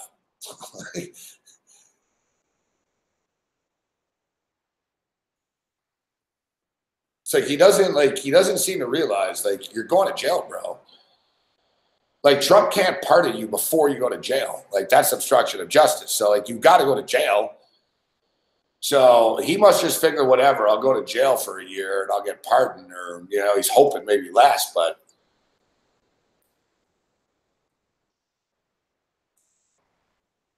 me personally, that's not something I would want to be banking on. What if Trump? What if you're Roger Stone and you go to jail and you think whatever, fuck, I'm gonna get only two, supposedly even a crime, dude. I saw, like you said, Drew, it was an overreaction.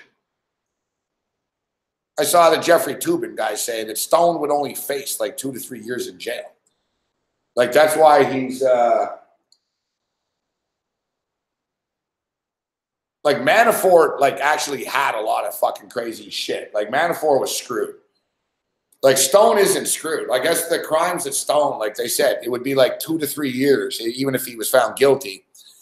So Stone's thinking, whatever, it's 2 to 3 years, and Trump will just pardon me anyways before this shit gets to this.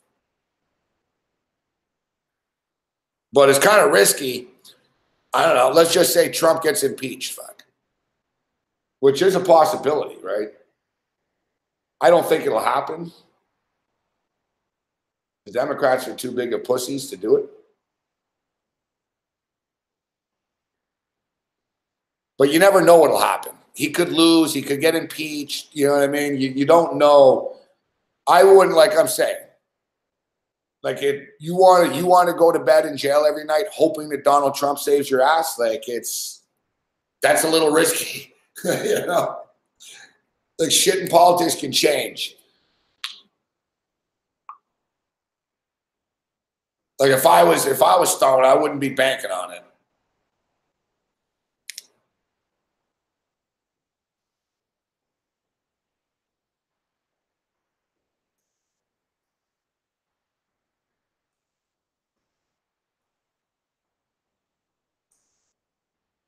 Yeah, we'll move on from this, but I just wanted to say that.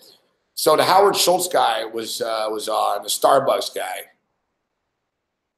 and I don't think he would win, right? I personally don't think he would win, but he is a smart dude. But it's crazy, man, seeing the fucking Democrats freak out today. They actually like protested. Like Howard Schultz was speaking tonight, just at like a conference, and they actually like ambushed him. It's like they're that scared, right? I saw they had like the head of the state of Washington Democrat. She's like, if he really cared about democracy and he would donate money to us, we're the only ones with a chance to beat Donald Trump. It's like, oh, yeah. Because you guys did a great job last time with that, right? Like, why would he just give you money? Like, it's amazing. They get so threatened, fuck, like when someone steps up.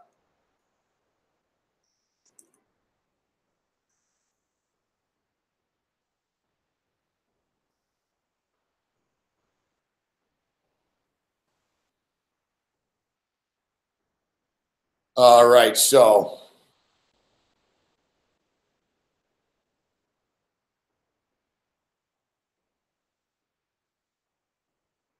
it is bachelor party Medellin. Looks like a good time. We were supposed to be there. Denver come back and win.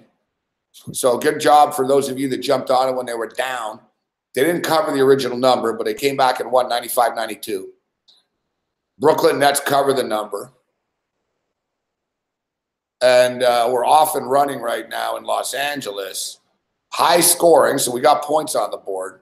They put up 57 points in the first, so the in-game total right now is pretty much right where we started. It was 233. Now it's at 231 and a half. Atlanta up 32-25.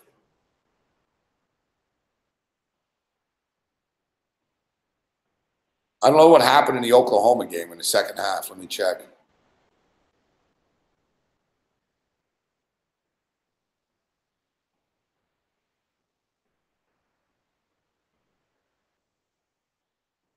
Wow.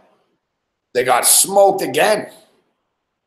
See, look, they were minus 7.5. You know, this is something we got to get back to, actually, when we get back into some live in-game betting. Remember, we've done this before, and we made money with it. We should do it more often. Where Oklahoma was minus 7.5. Think about what, like, Baylor would have been on the money line in the second half. Like, we often think, oh, it's a rout, and the other team's going to come back because it's a rout, but they often don't. Like, another good example, look, Texas Tech were up 43-27 at the half. They outscored them more in the second, 41-38. So they won the second half, too. The rout continued. Same thing, Baylor was 39-21 at the half for Baylor. Oklahoma were 7.5 point favorites in the second half. And Baylor beats them again by 12. Like, they beat them down.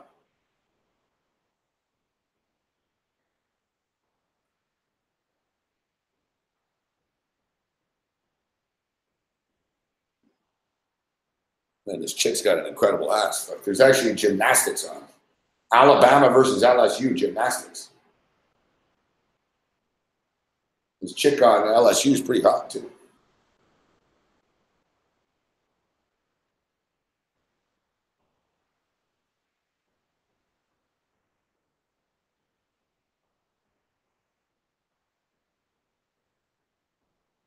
All right, the Hawks game's on NBA TV.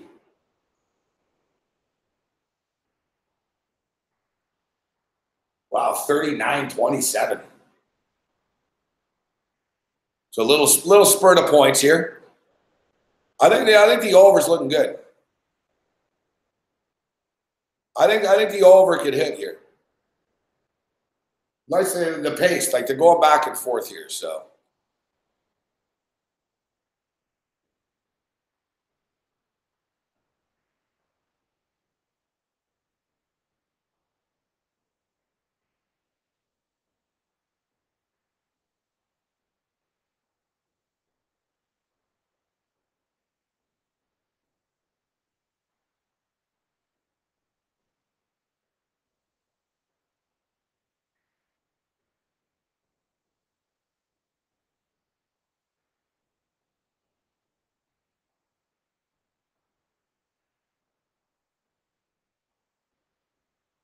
man, I got to hit a couple of wins, get this account rolling up a little bit, but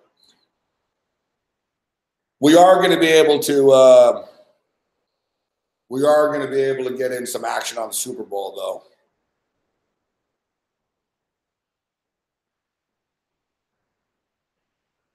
Hopefully, Cam is better by the end of the week. The Super Bowl show we're doing on Sunday has got a lot of problems behind the scenes.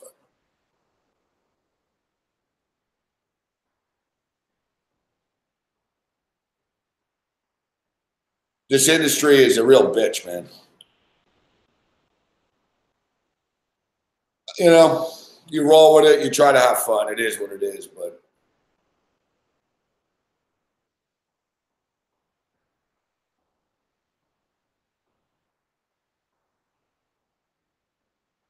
Like I said, if Cam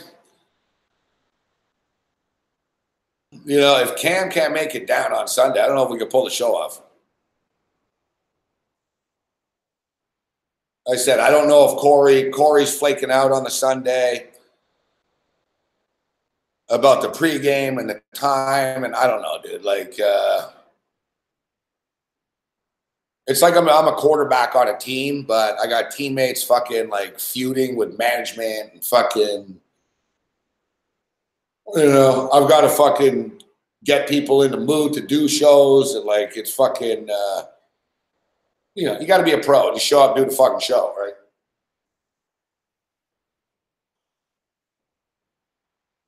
I got Cam who's sick suddenly.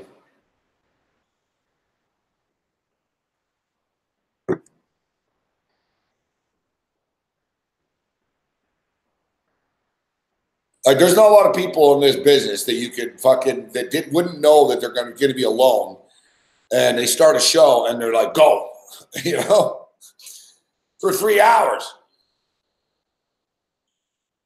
Although, you know what, the show went by very quickly today. We had Engel and Blew It On and Drew Dinkmeyer. It was a little straighter, but it was a good show. Good sports talk.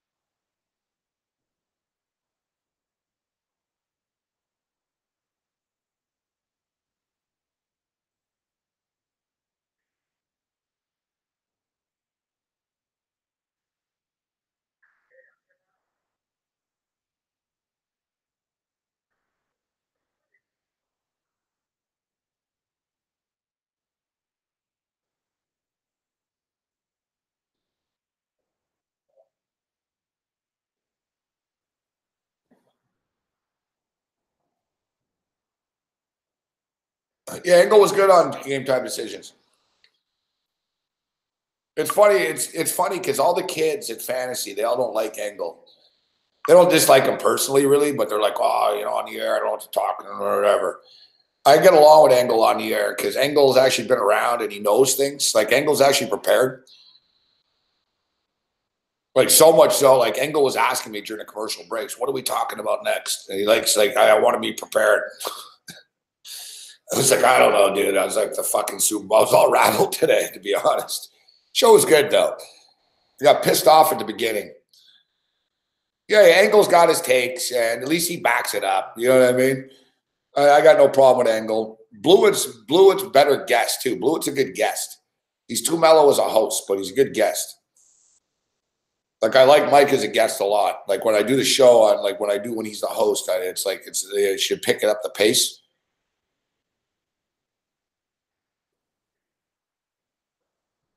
And then Pete got all mad today. Yeah, Pete started getting mad about basketball.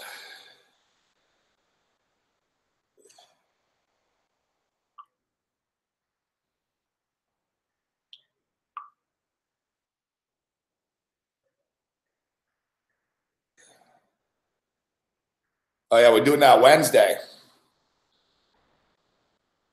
Super Bowl trivia.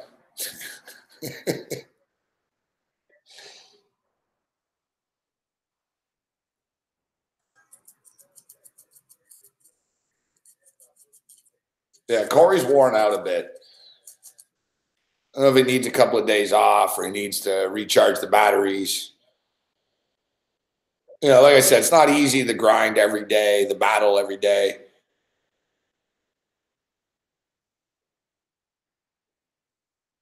It's not an easy business. We see a lot of people come and go over the years.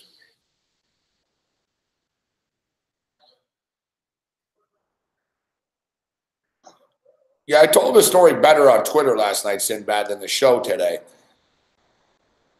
Great story, actually. It's on the 60 Minutes website. I usually don't watch 60 Minutes, but it's actually pretty good last night. This dude in Michigan, and I don't know what it's like, Elmira or something like that. It's like a town of 1,900 people. It's in the middle of nowhere in Michigan, right? It's not like Detroit. It's in the middle of nowhere. It's a small little town, like farming type place. 1,900 people. So this dude and his wife ran a convenience store for the last 17 years.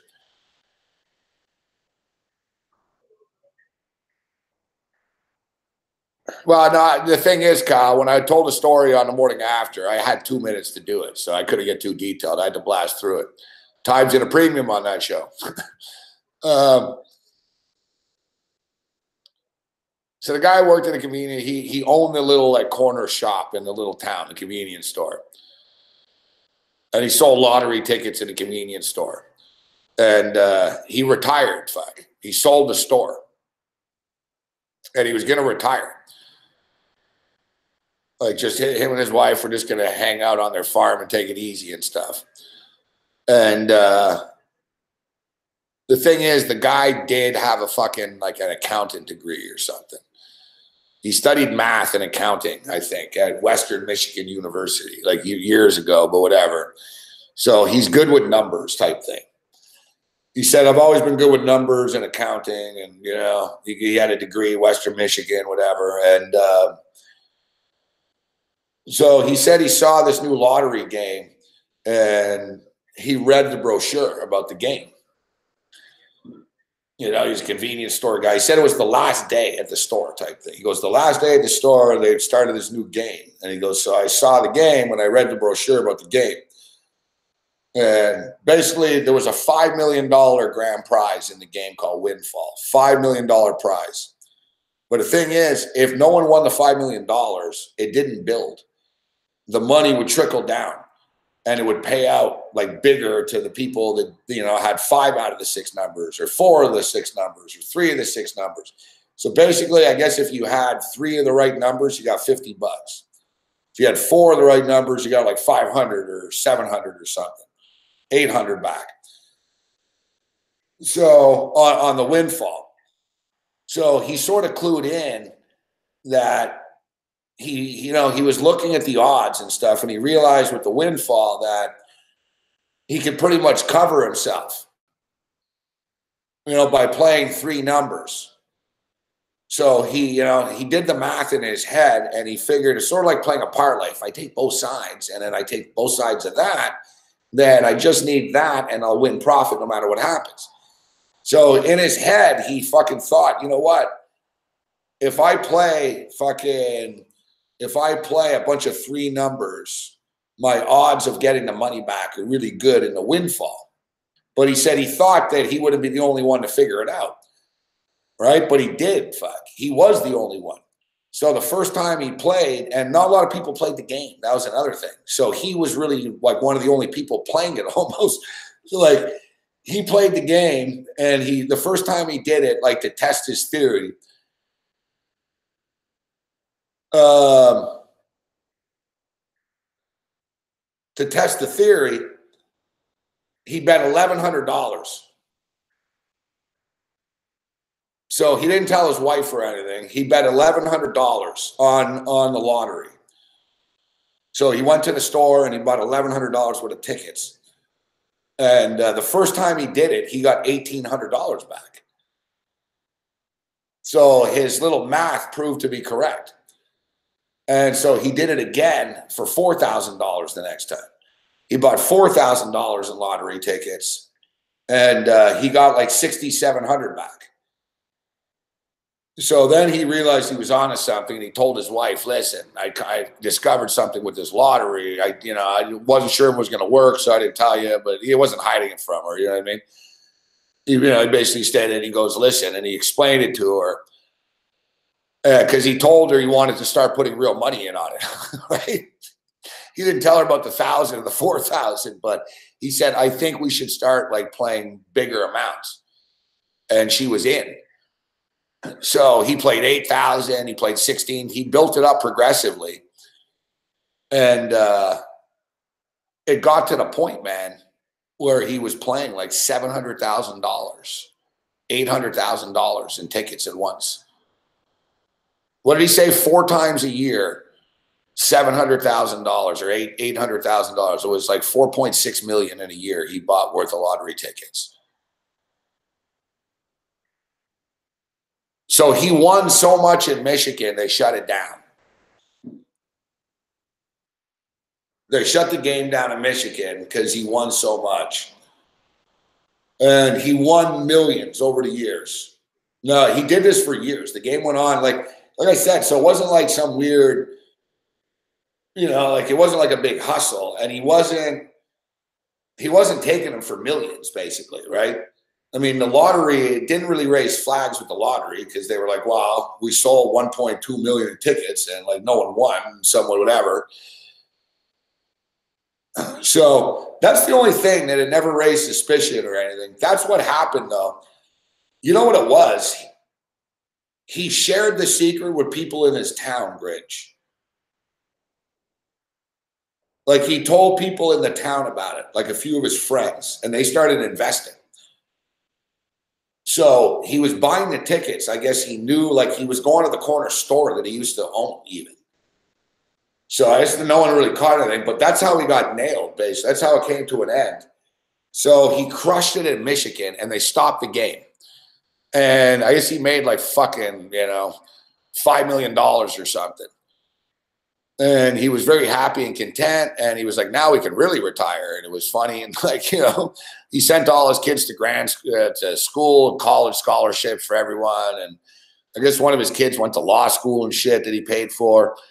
He's not like a fancy guy, man. Like the guy didn't really spend the money on anything, So besides like his grandkids and shit. So him and his buddies all got rich off of this. And he was retired, but he said that he used to look up online. He used to get up every day and look online for like new lottery games in other places. And I guess his friends were always on the lookout, like for a similar game. And lo and behold, in Massachusetts, boom, they had the same game. It was called a different name, but it was the same theory. And I guess one of his buddies said, "Can we play this? Do you think, like, will it work? Will your system work?" And he said, "Yes." He said, "It'll work, yeah." And he was all happy. He goes, "Unbelievable." He goes, "Again." So him and his wife drove 10 hours, like once a week, to play this lottery, but only when there was a windfall. So it didn't happen all the time, right? Like he said, sometimes it'd be weeks in between. So he wasn't like a real degenerate. He only did it when there was a windfall, because that's when he had the angle. So basically, yeah, this happened years ago too, right? It started in 2003 to like 2010. People only really found out about it because they're making a movie about it now. Sort of like the Monopoly thing, right? Like people discovered his story. So he went to Boston to start doing it, or Massachusetts. And same shit, except this time he wasn't screwing around. Like by this point, we should note he started an investment company and a company because it was legal, but he was saving it for tax purposes and whatever. So he was taking people's money in the town and shit, and he accumulated like a lot of fucking money to play with. So it was $800,000 at a time and shit. So it's pretty nuts. So like they were going to he went to Massachusetts with his wife, and exactly this is where he got burnt.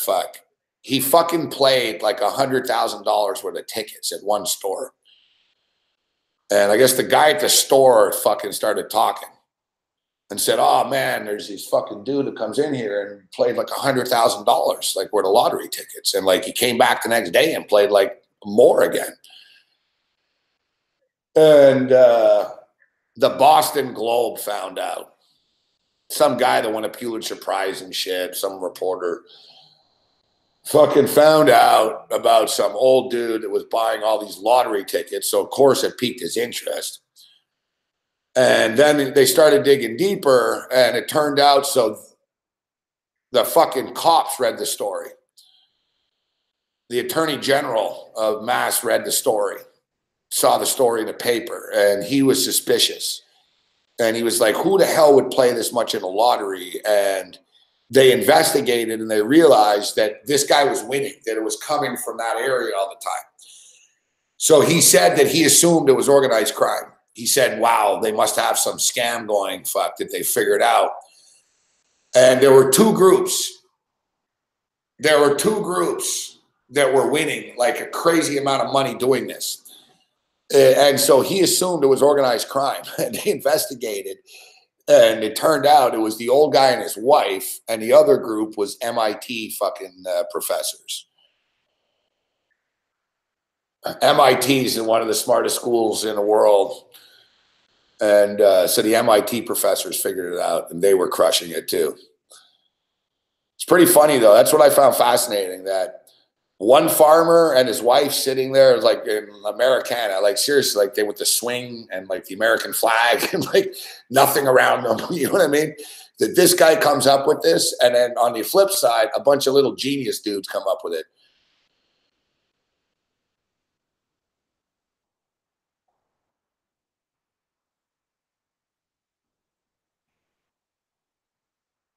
Dude, you can't play more than $100 in Ontario now. I don't know what it is for 649, but I know for the sports, like it used to piss me off, man. There used to be this lady in the corner store in Toronto where I lived. She was the only one out of the employees that did it. She was all by the book. I'd go in sometimes and I'd play like pro line on football, and I'd give her like fucking, $500 in tickets. And she'd put it in. She was like, oh, no, you can't do this. $100 per customer only. I was like, lady, it's $100 per ticket. But they changed it. She's like, no, you can't do it. So it's like, fuck. I used to have to walk to another store, fucking play it. And the other guy didn't care. He'd play like all of them, fuck. Yeah, Korean lady, fuck. She was by the book. Yeah, but it used to be, dude. Man, I used to see it in Quebec, man. Guys used to do it in Montreal. I saw it. Fuck, like I knew them. They had a mise au jeu machine at Champ Sports Bar, and people used to routinely play like 23 tickets in a row for $100 because you can only fill out 100 max, right? So you fill out $100, but like 23 times. I saw a guy do it. He said, put it in 23 times in a row, $2,300. Fucking, they actually did 21, 22, 23. They counted it out. All right, here you go, buddy.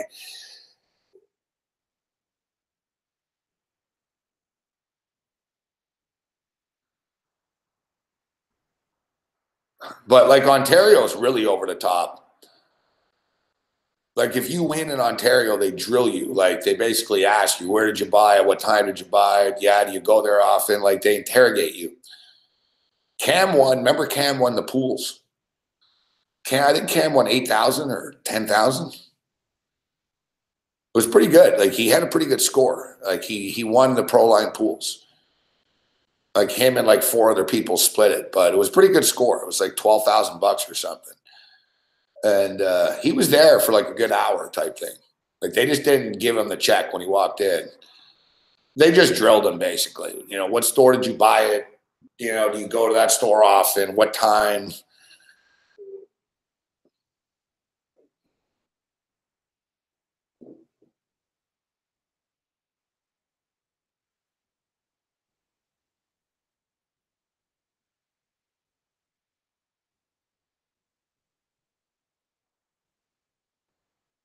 Yeah, because they could get all legal on you too, right? If you supposedly played, like if they wanted, they could look it up and say, no, listen, you played like, you know, $80,000 worth of tickets. You're only allowed playing this much. Yeah, so basically, so the cop, the attorney general, they did like an investigation and they realized there was nothing criminal going on. It's funny too, because in Quebec they would have freaked out. I told you the story about a math professor in Quebec. He went to the casino in Montreal and he basically cracked their Keno. He cracked Keno, which is ingenious. It's like, I don't know, I've never done it before, but he did. He actually realized that it was like on a loop. And the same numbers would come up like on a pattern basically every 1,700 times or whatever. Like he actually did the math. So same shit. He did the same thing. He basically went and he just played like all day. And he wasn't even there. Like he would just sort of like buy a million fucking Keno tickets at the casino. And lo and behold, he fucking smashed them. Fuck, finally. It didn't even take him that long. He said it took like 2 weeks, and then bam, he hit them. And he hit them for like a million or something, like 1.8 million, whatever. It was like the biggest Keno win in like Canadian lottery history, casino history. So like he drilled them, and they weren't happy, right? So they were very suspicious, right? Because he didn't just win a Keno, he won like one of the max amount of numbers type thing. So they were like, how did he do this? So while they were talking to him, he won again. So imagine like he's sitting there talking to them, and he had more like games going on, and he won again. And they were like, all right, fuck, we're not paying you. You're up to something. And it turned out that he was, they said, what do you do for a living? And he told them, I'm a math professor at the University of Montreal. And right away they were like, well, you can't be doing this. You have an advantage, and you weren't gambling. They gave him the old, you weren't gambling thing. You were playing like you basically, you schemed us. You didn't, I don't see how, like, you know what I mean? It wasn't illegal what he did, right? They just were so pissed off he won twice. He won twice in like the same day type thing. So they really on to him, and it was a little battle for like a few days, like a week or so. Like he went to the press, it got out basically that he won because whatever, it was so much money. And they were reserving the right to pay him type thing. And they paid him in the end, and then they hired him. They paid him and they hired him to show them and to prevent that from ever happening again. And I don't know if you guys remember too, there was years ago, there was a story on like the Fifth Estate. It was like on the CBC, like news type shit. It was same thing. It was about a guy in Toronto, kind of this nerdy guy that didn't even watch sports. Same thing. He figured out like how to win at Proline. And basically he took like basically round robins. It's all he was doing really. He was taking round robins, but he figured out like the probabilities of like the odds. Like if you do like take two sides of this and a tie, and then two sides of that and a tie, and then that and that. And you know, he was gambling, but he was sort of a math guy that was just trying to grind out a profit. Like, you know, guys like you and me, you guys watching, you know, we're mad. Oh God, I only won fucking, you know, $300 this weekend on the NFL. Like the old guy was happy, like with the lottery scam. Like and like he said, any profit's good, right? And same thing, this guy in Toronto was the same strategy. No, he didn't watch the games. He didn't watch the games. He'd watch the games for like the results and the scores. Like he said he'd watch the end. They showed him on a treadmill. He's watching the game, but he's kind of a fatter guy. He's watching the game. And like at the end, but he said he didn't like know like about hockey really, but he crushed it. And it was all numbers. And it was the same thing. He was much like the old guys. Like it got to the point though where he was playing like 100,000 a night, and they caught on because he was going to a million stores, and it caught on, and they didn't want to pay him. They didn't want to pay the guy. And they basically said the same thing, that you weren't gambling, that you manipulated our system or something, which was stupid. And the exact same thing happened as the guy in Quebec. He works for fucking Proline now. It's sort of like, you know, hackers and shit, right?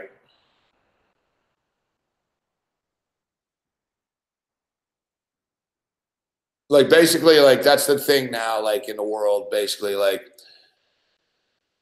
if you're a hacker, you want to show like, look, I just hacked into NASA. You don't really do it, but you show NASA, look, I just hacked into I could hack into your system. Fuck. And then they'll be like, oh, fuck. You know what I mean? This guy's so good. We'll hire him to prevent this stuff from happening. That's like the whole thing in hacking. Like I was reading basically, it was really funny. I guess like in Vegas, there was like a hacker convention. And the NSA, which is pretty funny. I actually give them credit for this. The NSA had a thing up about fucking we're taking applications. Give us your cell phone number, LOL type thing, because everyone's worried about privacy. But long story short, was basically like the government, the feds went to this fucking hacking thing in Vegas because they need to meet these kids, right? They wanted to find out like which one of these kids are the best hackers so they can help us so we don't get hacked, or you can help us hack into El Chapo's phone or whatever, right? Like they need these kids. Because even though you know the government has the best computer kid nerds and fucking doing this stuff, they still need to know what the other side is doing. You know what I mean? They still need to know, like, all right, how are these fucking hacker kids fucking approaching this? What's their strategy, right?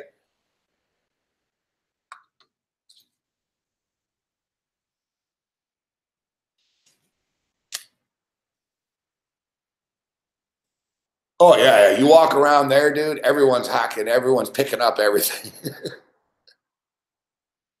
That's crazy, Grinch.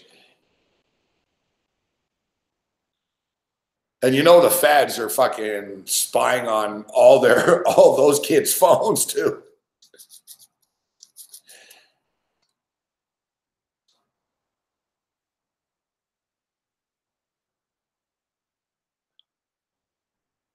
Yeah, the other big story in 60 Minutes last night was about like satellites in the sky.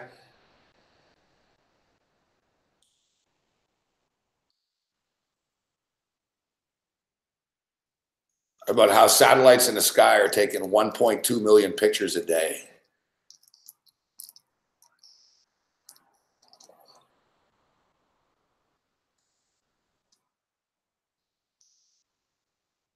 It's pretty interesting. They were saying that basically, like, that's how they got Bin Laden. That they were able to take satellite images from the past before the compound was there, and they were able to go through a time frame. So it's pretty crazy. Like, think about the database they have. Like, they were able to go into their satellite imagery and say, all right, fuck, what did this place look like fucking 10 years ago?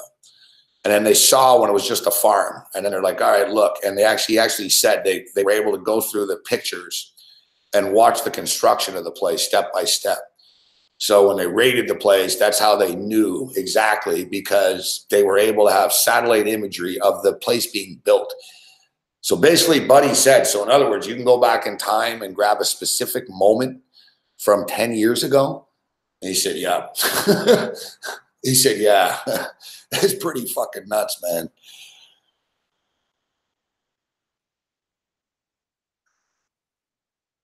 I was actually surprised they shared that with people, but I think the gist of the story was basically that it's out, and there's actually this professor in Toronto that's like sort of blowing the whistle on all this stuff.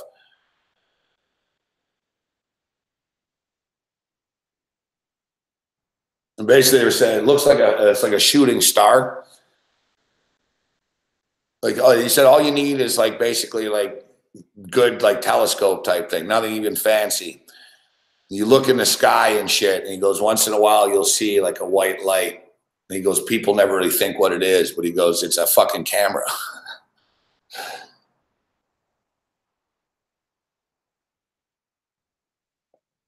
Yeah, but it's pretty nuts though, right? Like, they can look in the mountain and go, okay, was this guy here before? And they can say, okay, go back to fucking August 16th, 2000 fucking 6.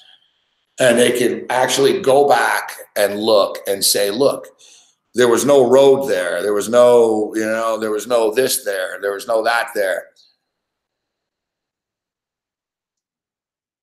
I don't know if you saw it too. Like, they were showing like in Syria, like this fucking app thing. They can basically tell when a road is being built or destroyed, or a house. Like, they can tell anything. Like, it's pretty crazy. I can't even imagine like just how wired this world's going to be in the future.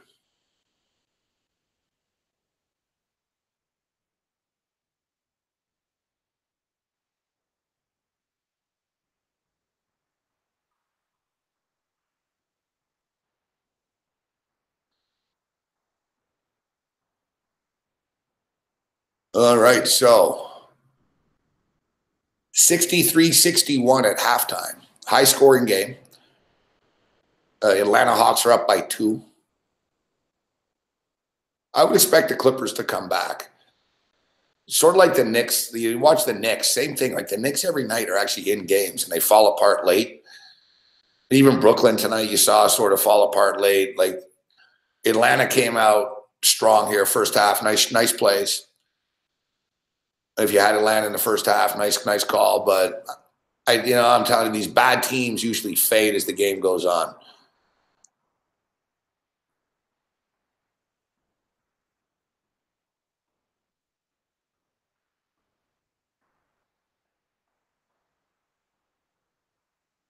Seven Eleven's worse.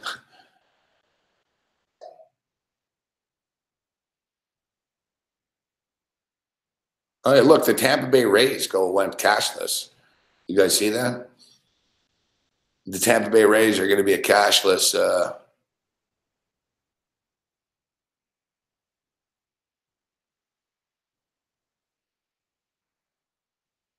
That's crazy, Grinch.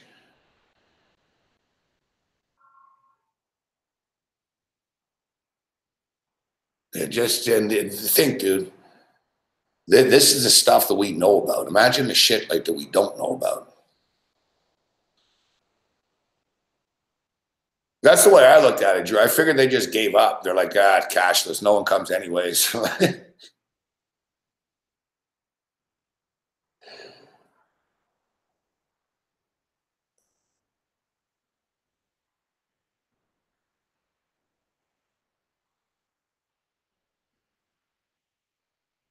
All right, so what's the second half number?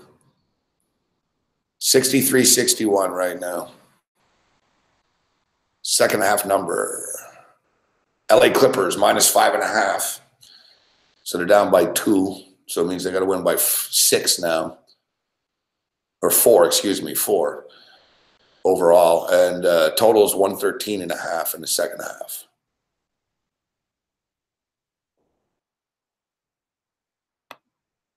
They put up 120, 124 in the first. Look, generally, a lot of times these high-scoring games, they sort of slow down as the game goes on. But one thing is, it is true, Atlanta are the worst defensive team in the league. Like, they really are. So I think the second half over does come into play here.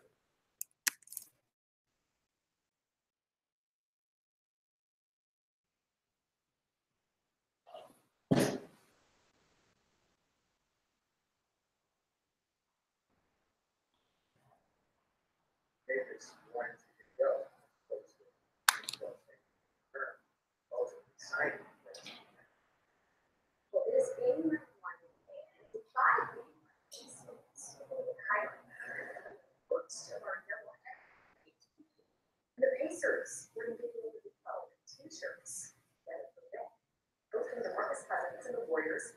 A scary moment here early on. Steele looking the other way. Miles Turner taking him down. But you think this would be called a flagrant one? Yeah, not intentionally flagrant per se. I think he tried to swipe at the ball and just 2 big bodies collide. Couldn't slow down. Definitely awkward ball that landed. Looking to get coming off the injury. Tough to watch. But Larry was okay, and he ended up doing a lot of it. Yeah, he sure did. Proving he's okay. They're knocking it down. But the Warriors up 15-9, and one of Smitty's under the rim nines has been Curry splitting defenders with the basket. I mean, come on. Can't jump that high. Okay. Klay Thompson, right? Rolling down the 1-game to jam. Now, okay, yes, that's impressive. But take a look at Stephen Curry here.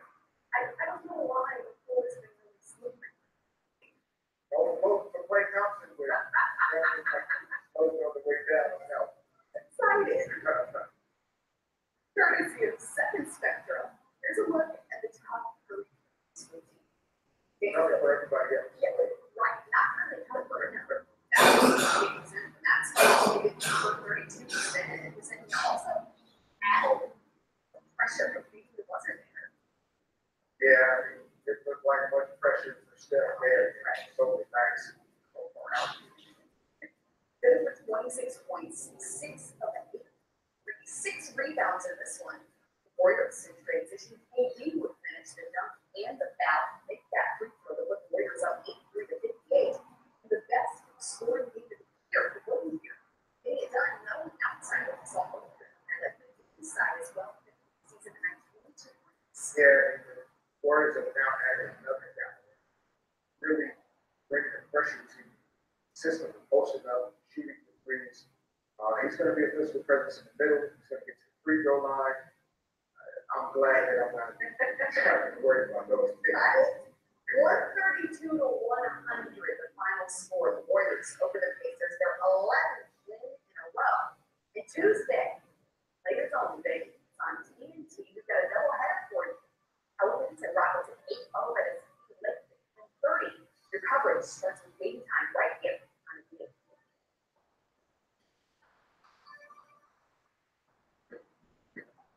It is the oldest registered distillery in the United States. From a place where water is pure, iron-free.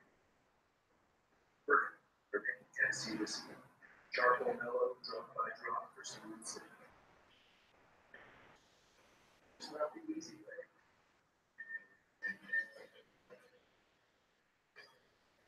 But it's his way. Shit. Wendy's $5 giant junior bacon cheeseburger meal. For $5, this giant comes with double beef bacon, nuggets, fries, and a drink. There's nugget. All right, so tomorrow night we'll jump in. We'll start kicking around the Super Bowl more. There's only so much we can talk about one game, right? They had their press conference tonight and stuff. Nothing really of note.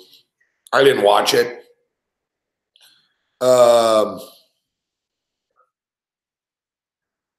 I didn't watch it yet. I will give the NFL credit for what I saw on Twitter of it. You know, I didn't watch it. You don't have to. It pops up, right? Seems like they had a pretty cool format this year. It's pretty loose. And I'll check out some of the highlights of it, the clips, right? But it was pretty cool. They actually had the teams together. They've never done that before. So they actually had like the coaches together, like Belichick and McVay got interviewed at the same time in front of everybody. Like they had the mic on in the stadium and shit for everyone. They had, they were cracking jokes and shit. They had Tom Brady with Jared Goff cracking jokes. It was pretty cool, actually. Like you never got that before. So it sort of took a little of the edge off the game a little bit, but Brady's always a competitor because they were joking and Brady's like, Jared Goff's a great young quarterback and like, he's praising the Rams and stuff. And someone said, do you have any advice for him? And he's like, no. He goes, I'm not going to. He goes, even if I did, I wouldn't tell him. He goes, no, I don't have any advice for him. Everyone starts laughing. Actually, Brady was pretty funny. I forget, Aqib Talib was a teammate. He was on the Patriots, right? So then Brady and Aqib Talib interacting and talking on the stage together, and they were cracking jokes. And Brandon Cooks was all business. He was pretty serious. So it takes, it was a little of the edge off. It shows that these guys don't all like hate each other and shit like that.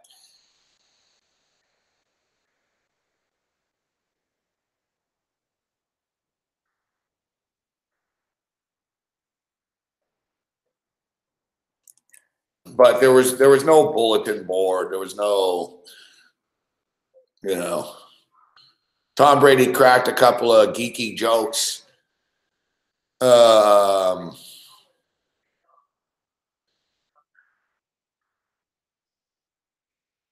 Belichick buttered up McVay some more. Rob Gronkowski danced. So it was pretty lighthearted night actually tonight.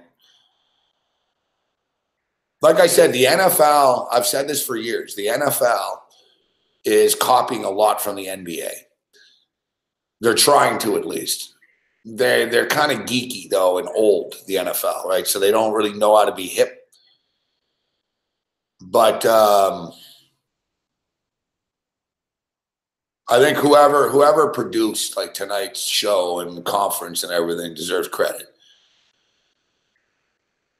It was looser, it was funner, it had an NBA feel to it. Like you never really see, the only time you ever see NFL players like not killing each other is at the Pro Bowl, really. Right? So you don't really see, the interaction like this. And it's smart to get out of the way on the Monday night now. Get it out of the way. The thing is, too, this is where, like, the Super Bowl, I'll talk about this tomorrow more, but this is where the Super Bowl is won and lost, really. And it'll be interesting to see how the Rams handle this. I don't know if they know. You got to believe McVay is smart enough to figure this shit out. So, but like all the prep and everything, the game planning and the Super Bowl practice and all that, it sort of already happened. It was last week. And like this week's a shit show. You know what I mean? Like they did this media thing tonight. Every day there's something. This isn't even the official media day. They still have a media day to go through. So like they go through all this crap. They don't really get to practice that much. They go through a walkthrough essentially, right? And they go over like, all right, this is what we're doing. Like, this is the plays. This is what, they sort of lock in shit, but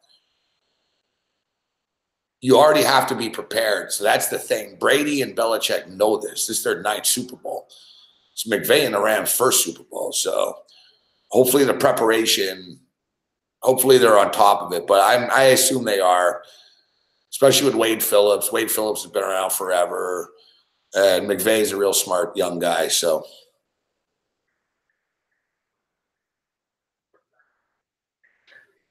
the Rams aren't talking too much. It's one guy on the Rams. It's one guy. And ironically enough, it's the guy that committed the pass interference penalty. He should shut up. I said the same thing earlier today, Paul. No need to poke Tom Brady and motivate Tom. Like, not that Brady needs more motivation in the Super Bowl, but just shut up. You know, you're better off. Like, exactly.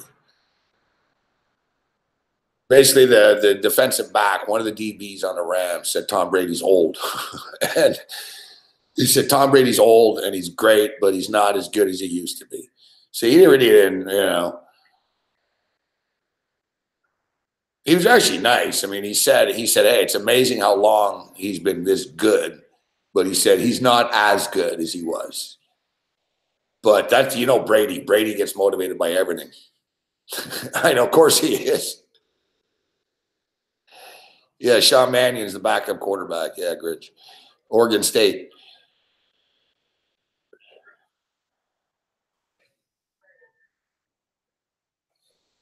All right, I got to get out of here. We went later than I thought we would. Fuck. Well, I can't say I don't give you the bang for the buck. We'll see you in the morning for those of you that do. See you later, Bruce. See you later, Gino. See you later, Bruce. Have a good one, Bruce, Chad, Grinch, Paul, Gino, Drew, Sinbad. Thanks for the kind words, Sinbad. Ryan C., always a pleasure. See you later, Ty Rich. Reckless, Gino.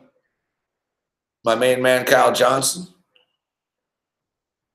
Cody A.V. in Vancouver, class act. Spencer S. Johnny Cash. Sandercock.